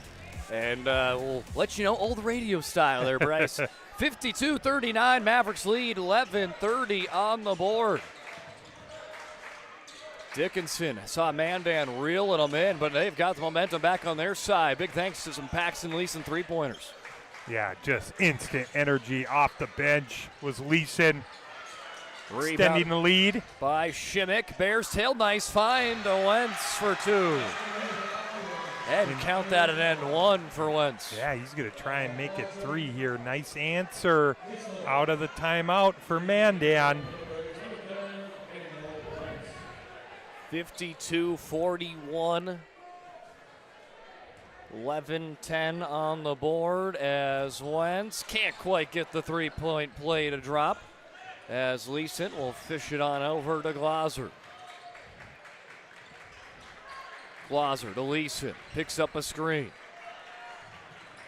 Leeson finds Bollinger, now to Stevenson.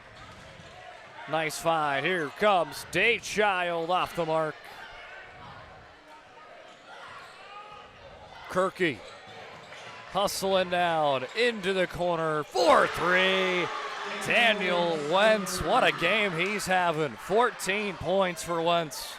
Yeah, shooting it with some confidence. Nice find. Kick out by Kirky to Wentz. Stevenson carves through, lays it in for 2. Stevenson, nice answer. Now we're both teams kind of getting it going offensively here. Wentz can't get it to go. Shimmick gives on his second attempt. Hey, the battle 200 might still be alive at this rate here, Bryce. Yeah, like I said, the efficiency's going up here in this second half. Here comes Stevenson, cuts through, Bollinger for 3. Tatum, Bollinger for 3, known for his defense, but saying I can make the impact on the score sheet as well. How about the impact of the bench here in this second half for Dickinson, as we're going to have a foul on Daychild.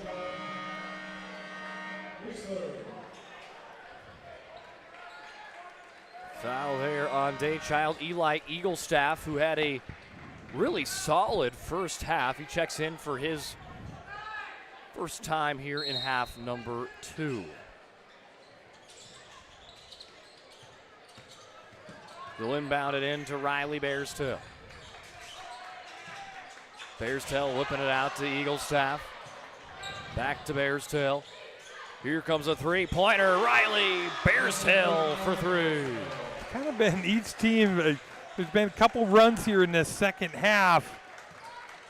Dickinson had it to double digits, but Mandan ain't going anywhere in this one. 57-49, loose ball. Daychild spins it out. Wolf to Orton, checking in off the bench. 9:16 remaining. Daychild off the glass, swirls out. Loose ball, Bollinger, high effort, him and Kirky battling for it. Dickinson wanting a timeout. They won't get one in time. Coach Glauser taking exception to it, but it will be a jump ball. Glauser there, pretty close to at least maybe a warning. he's animated over there, wanted that one. But Mandan's going to gain possession here. The Dickinson bench maybe egging him on a little bit too. Saying, hey, we like when coach gets a little feisty out there. I like that from that official zone. Just let him show a little emotion, walk away, let's play on. He's fired up. KP Eaglestaff hands it on, and is it a charge? Not getting a call here. And yes, it does believe by the indication will be a charge on Noompa Kirky, his third personal. Like he had the position. I think it's a good call there by the official. Kind of see him lowering that shoulder. 9 minutes remaining. 57-49 Mavericks. Buckle up, I think will be for a fun finish. Cranston cuts through. Left-hand finish for Boston Cranston. Yeah, great finish there. Looks like he might have even been hit on the head there. Still finished. Briley Bearstail, a step back three into the hands of Daychild. Lightning in a bottle. He quickly gets down the court. A three-point try for Cranston. Brushes off the nylon. 59-49, 8:22 remaining. Eaglestaff blocked away by Cameron Wolf. Some great defense there for Wolf today as he bobbles that one. Works off some contact. He slices through Cameron Wolf. 61-49 Mavericks. Well, it started with the defensive play he made, the anticipation, the steal. Then you see him all the way to the bucket. Nice finish by Wolf.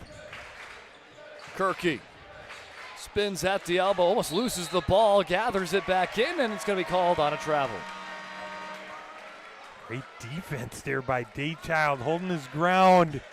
Kind of saw this in this first half. Dickinson's ability to turn him over a little bit, extending the lead back to double digits. Back to double digits in the Mavericks' favor, 61-49. Their biggest lead of the ball game, I do believe. They're up by 11 at the half. A little shimmy shake from Wolf. Wolf spins around, and he just leaves it short. But what a half he's having for Cameron Wolf. 7 points in half number 2 for a total of 11. Yeah, it's been so loud in here. I could barely hear the whistle there, and that one's on Kirky. His fourth. So Kirky going to potentially be sitting out here for a little bit. We'll see how Coach Schaefer wants to utilize that last foul. As Cameron Wolf makes the first one, and Dickinson going to elect to give Cranston a little bit of a breather. As Wolf goes 2 for 2. Eaglestaff finding it on to Briley Bearstail. Back to Eaglestaff. Now to Riley Bearstail. So he whip it around the perimeter. Now left to right. KP Eaglestaff drives in. Nice bounce pass to Bearstail. Does it touch out of bounds? Yes, it does. Last touched by Cameron Wolf. As Caleb Pullins checks in for Daychild. I like this. I like Glauser. Does the rotation? Get Cranston a blow, get Glauser a blow before, that last maybe 5-6 minute stretch. Stevenson, little pump fake, works it to Orton. He's capable of shooting some threes as that one in and out. Pullins at high effort intensity there. Comes away with it. Who's the last touchdown? They'll say KP Eaglestaff and Mandan.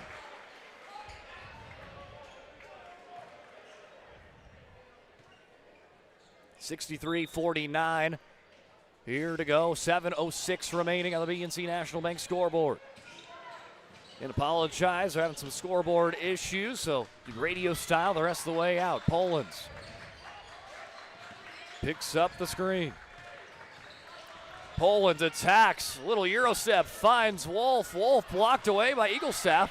Pullins reels it back in, and Pullins gets the bucket. Great activity by Pullins. He's kind of been right place, right time. Ends up with a layup there. Lead up to 16 for Dickinson. Spin around there is Eaglestaff. Almost lips in. Foul on Leeson.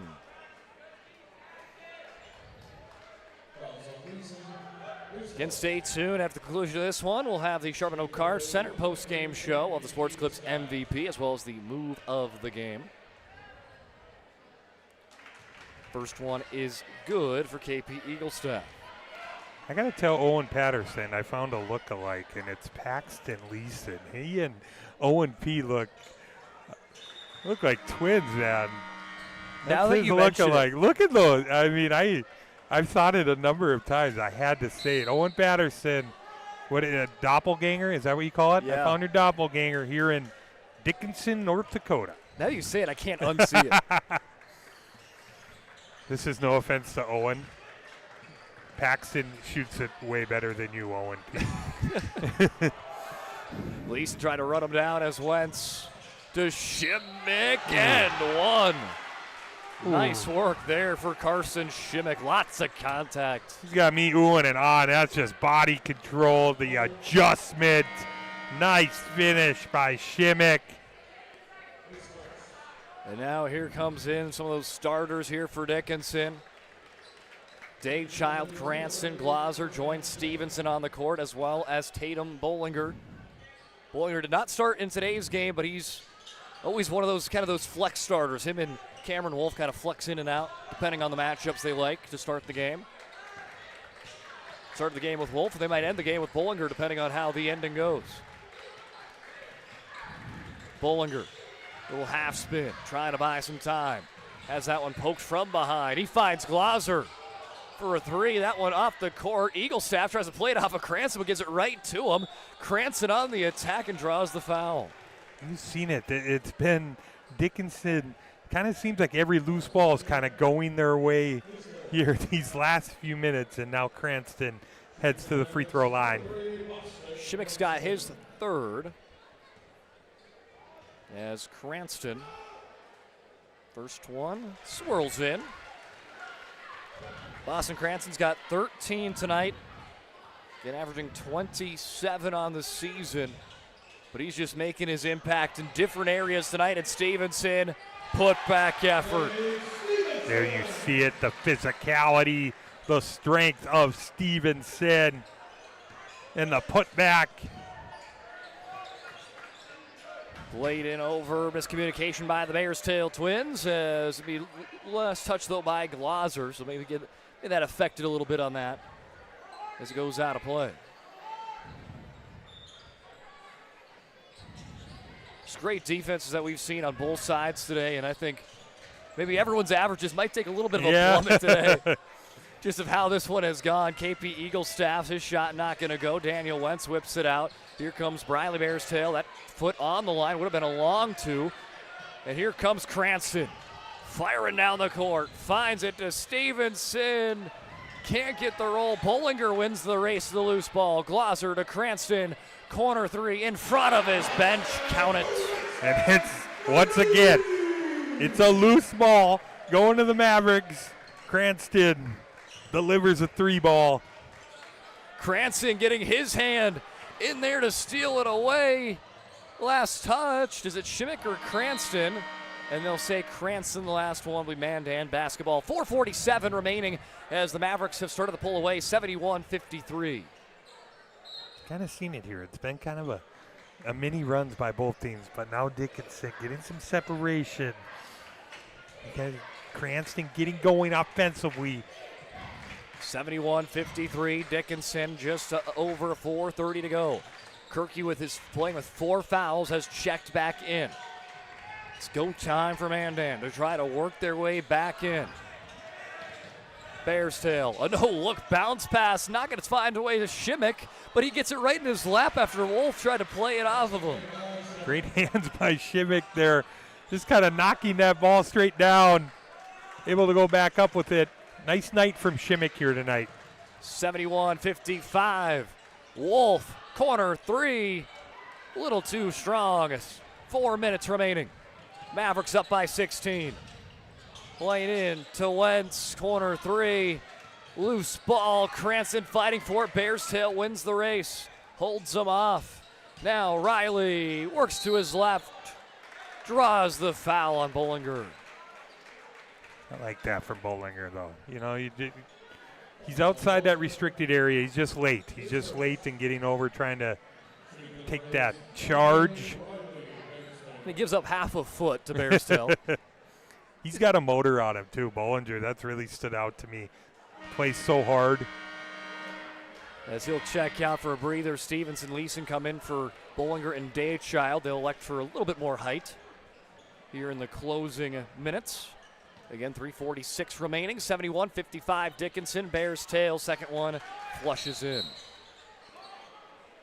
timeout going to be taken. We'll take one with the Mavericks lead, 71-56 against the Braves, 3:46 remaining in the contest. Dakota Community Bank and Trust, your trusted partner for commercial and business loans. We not only provide lending you need to grow your business, but we also reinvest in our communities. We believe in strengthening our businesses and creating opportunities for success. Choose Dakota Community Bank and Trust for your commercial and business loans, and together let's keep our communities thriving. Serving the community, looking out for you. At Dakota Community Bank and Trust, that's what we do. Every football fan has their Sunday routine. Maybe it's setting your lineup, firing up the grill, or claiming your spot on the couch. But the center of every Sunday is the drive. The morning drive home before kickoff. The drive to your buddy's watch party. Wherever you're headed, we can take you there.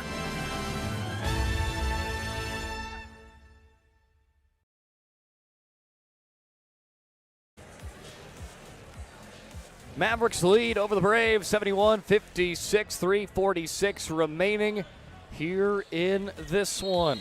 Braves seeing if they have one last push for the home team Mavericks. And that push at the end of the first half has paid dividends for Dickinson.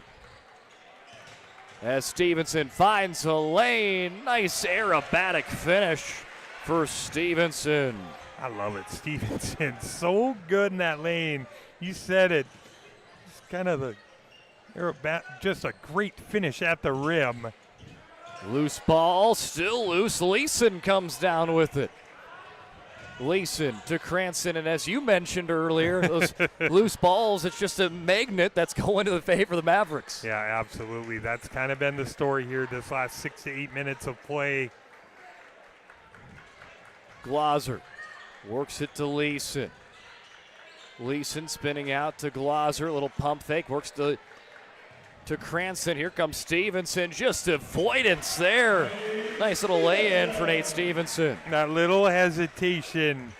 Defender giving him the baseline. Nice finish by Stevenson. 75-56, make it 75-58. KP Eaglestaff, he's got to starting to really add into his stat sheet in this one. He's been really good offensively, finishing at the rim a number of times here in the second half for Mandan. KP's got 15 points unofficially. As Stevenson pivots around to Wolf. Wolf has that one poked from behind. It will stay with Dickinson with 2:15 remaining. I mean, we saw that last night at the game between Beulah and Trinity with their Beulah's great start really kind of paid dividends for them, just being in the driver's seat the entire night. And a back and forth first half, the way Dickinson ended that first half put them in the driver's seat in the second half, and that's really kind of where it's been. Yeah, absolutely. We talked about how big that was, extending that lead to double digits when they just didn't really play particularly well offensively by their standards in that first half. I mean, the way we talked about it, we thought it was going to be a battle to 100. Then we thought it was going to be a battle like 50 or 60, and the Mavericks somehow come away with 75 out of it. Just shows, again, how they can just turn it on. Yeah, they really have. And I think the big spark plug was that those couple sequences by Leeson was huge in this ball game. Three-pointer there for Eaglestaff off the mark. Leeson comes down with the board. Him and Wolf have kind of been maybe the unsung heroes tonight. They have really stepped up in this matchup as Stevenson can't hold it in. Leeson, nice find to Glauser. Back to Leeson, a little give and go. Leeson a little too strong. 1:33 remaining, 75-58. Here comes Wentz, switches to his right hand, lays it in. Wentz has got, let's see here, 16 points for Daniel Wentz. Not a bad day at the office for him. $1.27. We're going to stay right here. We thank our great sponsors here at the PSP Network. Big shout out to Bones Barbecue Sauce. It's your North Dakota original, created bottled right here in North Dakota. This premium barbecue sauce is perfect on anything from ribs to burgers to even vegetables. Find it today at your local grocery store, Cashwise, Marketplace, and Family Fare. Bryce, I'm a big fan of Bones Barbecue Sauce. How about you? Yeah, we've always got a couple bottles on hand at the studio. And we always crack it open when we're doing the primetime show on Wednesday night. So, they're right, though. It's good on about anything you could think of. We've definitely found that out at the mothership in Minot there. Between me and one of our camera operators, Zach Sprague, I think we clean out cash-wise pretty good of Bones barbecue sauce. They got to keep on filling them in. Yeah. As Wolf through some double-team pressure, that one going to be a timeout. They're taken by Dan Glosser this time. We'll take one with them. $1:19 remaining. Mavericks lead 75-60 over Mandan. Nobody thinks about personal injury until it happens. But when injury strikes, so will your bills and the turmoil and everything you'll miss out on. It's a mess and you need someone to help it all make sense. That someone is Schweigert, Clemene, and McBride. We know the territory and the process, and we work smart and hard to get you results. It's easier to get back to normal knowing there's a team behind you. We're the ones the other side doesn't want you to call. We're on your side. We're Schweigert, Clemene, and McBride. 75-60, Dickinson trying to close this one out for their 6th win of the campaign. With $1:16 remaining, Cranston pump fake buys time, leaves it short. A two-hand rebound by Kirky. Pushes it up to Eaglestaff. He's in double digits. Oh, what a spin move by Eaglestaff. Poked away there by Glosser, who said, I didn't even touch it. But if I could read lips. Yeah, either that or I think he might have thought he hit it off KP there, but he's going to stay with Mandan. 1:06 remaining. Mavericks lead by 15. Kirky to Bearstail. In and out. Stevenson hauls it down. Clears it up to Cranston. And he's blocked away by Wentz. Didn't know if Cranston was going to run that one out to run the clock, and then was like, I'm going to try to lay it up, and maybe paid the price a little bit. You see it. He was kind of trying to bait Wentz, trying to get the foul at the rim there, but good. Nice block there by Wentz. Cranston plays it on the Wolf. Nice find to Glosser. Whoops it to Bollinger at the top. Back to Glosser. They'll milk out the clock to 40, and here comes Glosser. Sails through, found the runway, left-hand lay-in. Glosser's been really good in the second half, finishing at the rim. I think him and Kirky are having a little fun with each other, exchanging a few words. Can't get that one to go, and here comes Kirky, and he will draw the foul on Glosser. 77-60, Mavericks, 21 seconds remaining.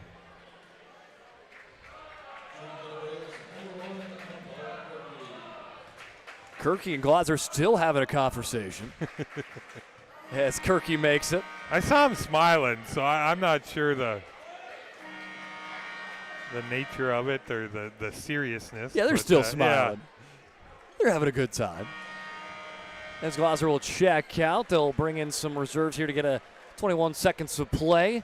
Logan Bedsole, Caleb Polans, Paxton Leeson, Ethan Luna, and Tristan Orton will close it out for the Mavericks as they look to finish this one on top in the last 21 seconds. Leeson hit from behind there by Eaglestaff.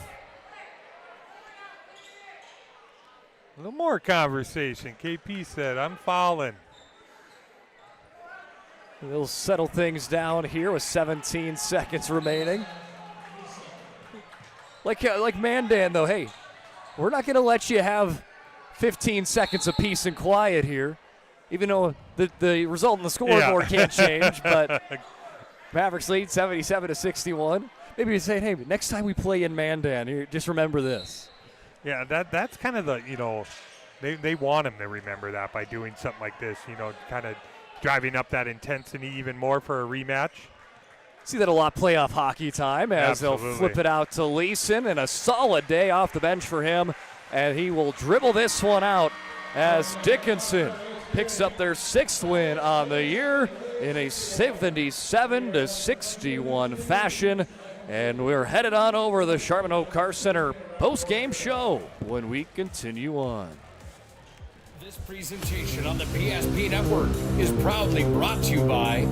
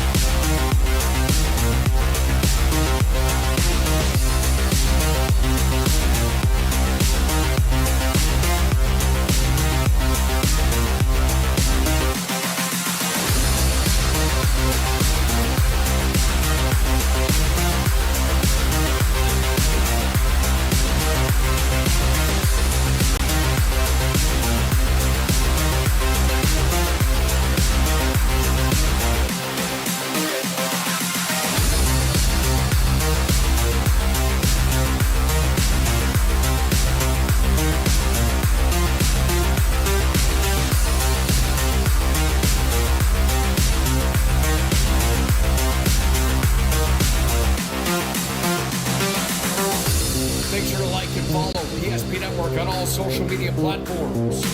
ESP Network, it's game day. When facing disaster, it's not just the things we lose, but the memories. But there's hope. ServPro, with decades of experience in Minot and Bismarck, is always ready. Our certified professionals don't just restore homes, they rebuild lives. Because to us, you're not just a client, you're family.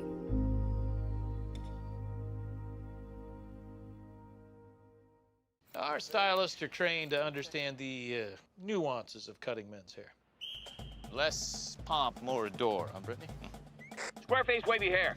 Mid-fade with a textured top. Finish it off with the hard part and taper that neckline, coach. Cowlick, what's the move? It's not just all about hard work here. Hit all. 7. Pressure. Points. Yeah.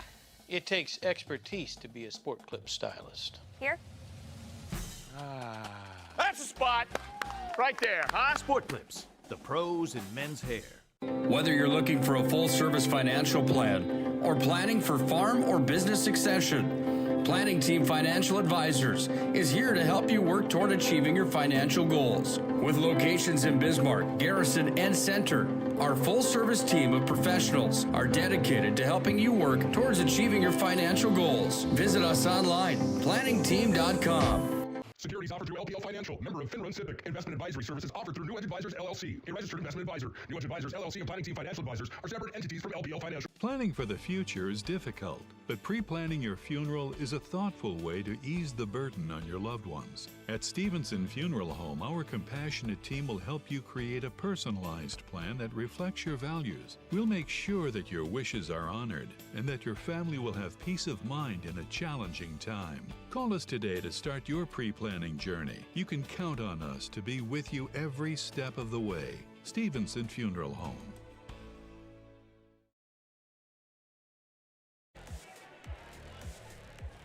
Final score, Dickinson 77, Mandan 61. As we welcome you into the Sharman O'Carr Center post-game show. Sharman O'Carr Center, they know drivers in Dickinson, New England, Richardson, Battlefield, Wilson, North Dakota, Glendive, Montana. Work hard, play hard, need a car that can keep up. That's why they choose to offer Buick, GMC, Chrysler, Dodge, Jeep, and Ram. Line up at their dealership in Dickinson. If you're interested in learning more, stop into their showroom and treat yourself to a test drive. Visit them online at sharpenmotors.com. Well, let's get that playlist shuffle going on the game highlights for you to enjoy as we talk about this one. It all started off again with that chaotic, hectic pace of a game. Very, very physical at the beginning of this one. It really was. They were getting after it, and I think both coaches were, obviously pleased with their effort. That's never in question with these two teams. They play so hard. It was just, an inability to make shots consistently in that first half. That was the big focus, especially from three. Either team couldn't get going, but we said it. I know we kind of sound like a broken record, but that run that Dickinson was able to go on in that end of that first half, pushing it to double digits, then you kind of see mini runs. The second half, you're kind of seeing the mini runs happen, and then that sequence with Lyson really stood out to me. Those couple made threes, kind of extending the lead back to double digits when I thought Mandan might make a little run there. Dickinson always had the answer in the second half. Yeah, Dickinson had the lead pretty much. I don't know if it was not the entirety of the game, but pretty much the majority of the game. And they come out up by 11 at half. And Mandan, they needed a good start. They got it. They pulled in within, I think, was it 5 or 4? I think it was 4 points. Yeah, I think, yeah. And it looked like at that point it was all Mandan. And next thing you know, Dickinson's driving away with it. A big shout out there to Cameron Wolf and Paxton Leeson. Those two hit some big three-pointers that got that student section chirping and loud. They were excited. They were pumped up. And they got the energy flowing back in this building. A lot of energy. It was almost a near sell, how will you say, here attendance-wise. And it was a lot of energy in that first half. Early on in the second, you could kind of see they kind of get sucked away there as Mandan made their charge back. They needed some big plays. They got them from Leeson and Wolf. And right back in the driver's seat, Cranston and Stevenson back to their normal ways there to close that one out. Yeah, it was a really complete effort by everyone in that second half. Another guy, Dylan Glauser, really stood out to me. in that second half. Just his ability to finish a number of times through traffic.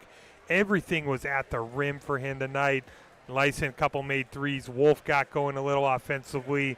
Stevenson just so methodical in the lane with his arsenal of weapons and his moves, the physicality you saw. And then you see Cranston. You saw Cranston a little more inside-outside in that second half from him. We'll take a look at the final scores. We'll take a look at Mandan. Newpakirky, 7 points. He was in some foul trouble there in the second half. Eli Eaglestaff looked good in the first half, 4 points. He ends the day with Daniel Wentz. I was very impressed by him tonight, 16 points. Early on, he couldn't buy a bucket from the field, but he had, 6 or 7 different free throws, and then eventually he got a couple three-pointers to tag along at the end, but a really good effort for him. I liked KP Eaglestaff's game, especially late in that second half. He ends the day with 15 points. Carson Shimmick had a great second half as well, 6 points for him. Riley Bearstail with 4, and Briley Bearstail ends the day with 9. Dickinson, I guess, shows their depth as they've had a lot of scores in this one. Tatum Bollinger, 5 points on the day. Jordan Daychild with 5 as well. And then you got Tristan Orton with 2. Then we got the flurry of double-digit point getters. Dylan Glauser with 11. Boston Cranston with 16. Nate Stevenson with 14. Cameron Wolf with 13. So there are your scores in this one. And, of course, purposely leaving out the player of the game. And there he is. There he is. Paxton Leeson is tonight's PSP player of the game, brought to you by Sport Clips. So there you go. What a contest for them. We'll get the little banner there of the MVP on your screen. But the ability that he brings, that three-point shooting, sharp-shooting prowess off the bench, it played a big part in this game momentum-wise. As we mentioned, Mandan was looking to be right there in the mix early on in the second half, but it was Leeson. His 2 three-pointers fired up that student section, and it was all downhill for Dickinson after that. Yeah, Leeson got going. Nice couple spurts here for Dickinson off the bench, and he knows it's. I talk about role identification. He knows what his role is. He's out there. And he needs to provide the scoring off the bench, and that's your best way of gaining more minutes. I mean, he's a very capable defender, but he knows he's got to be shooting the ball, shooting at, a high percentage, providing some bench scoring for this Dickinson team, and he did that tonight. Now we move on over to our play of the game. I kept it off that playlist shuffle for a reason. Right. Because I wanted a little special moment, because when we saw this one live, I was in awe, and I think I'm going to be in awe watching it back again. Here it is from Boston Cranston, or over this one. Here we go. Boston Cranston. Here he is. Here's a little draw in, a little pump fake again, and buries it. I mean, the creativity there from Cranston. What a play, and a very deserving play or move of the game, rather. I'm just so impressed every time I get to see him play, and how at every level you see it. His ability to get in the lane a number of times. He finishes. He has that soft touch around the rim. The mid-range game is there. And we all know he shoots the 3 ball at such a high percentage, so gifted offensively, one of the most talented kids in the state of North Dakota. Well, an exciting game, and next up on the slate, Mandan drops to 6-2, 3-2 in WDA play. They've got Century and Legacy next week. We talked about that. That is going to be a big stretch, a tough stretch there for them. Dickinson jumps up to 6-2, 4-1 in WDA play, and they've got some notable games as well. They got Minot on the road early on in the week, and then they close it out, I believe, on Friday against St. Mary's. So, I mean, no day is easy inside the WDA. Not in the WDA, my friend. Nothing's easy on any given night. A team can come in and pull an upset or come off with a big win. Well, that is going to do it for us. Big shout out and thanks to our great sponsors that make these broadcasts possible night in and night out. Big thanks out to Austin Rotz for running great camera work as usual, running the double cam today. And big shout out, thanks for coming and joining me. Yeah, thanks for having me. Magic City, I had a Bryce. great time. Well, thanks, Bryce Gutnick. I'm Brock Widener, and that's going to be it. Make sure you tune in to the PSP Network. We have got a boatload of coverage, hockey, more basketball coming your way next week. But until then, have yourself a great weekend. This presentation on the PSP Network is proudly brought to you by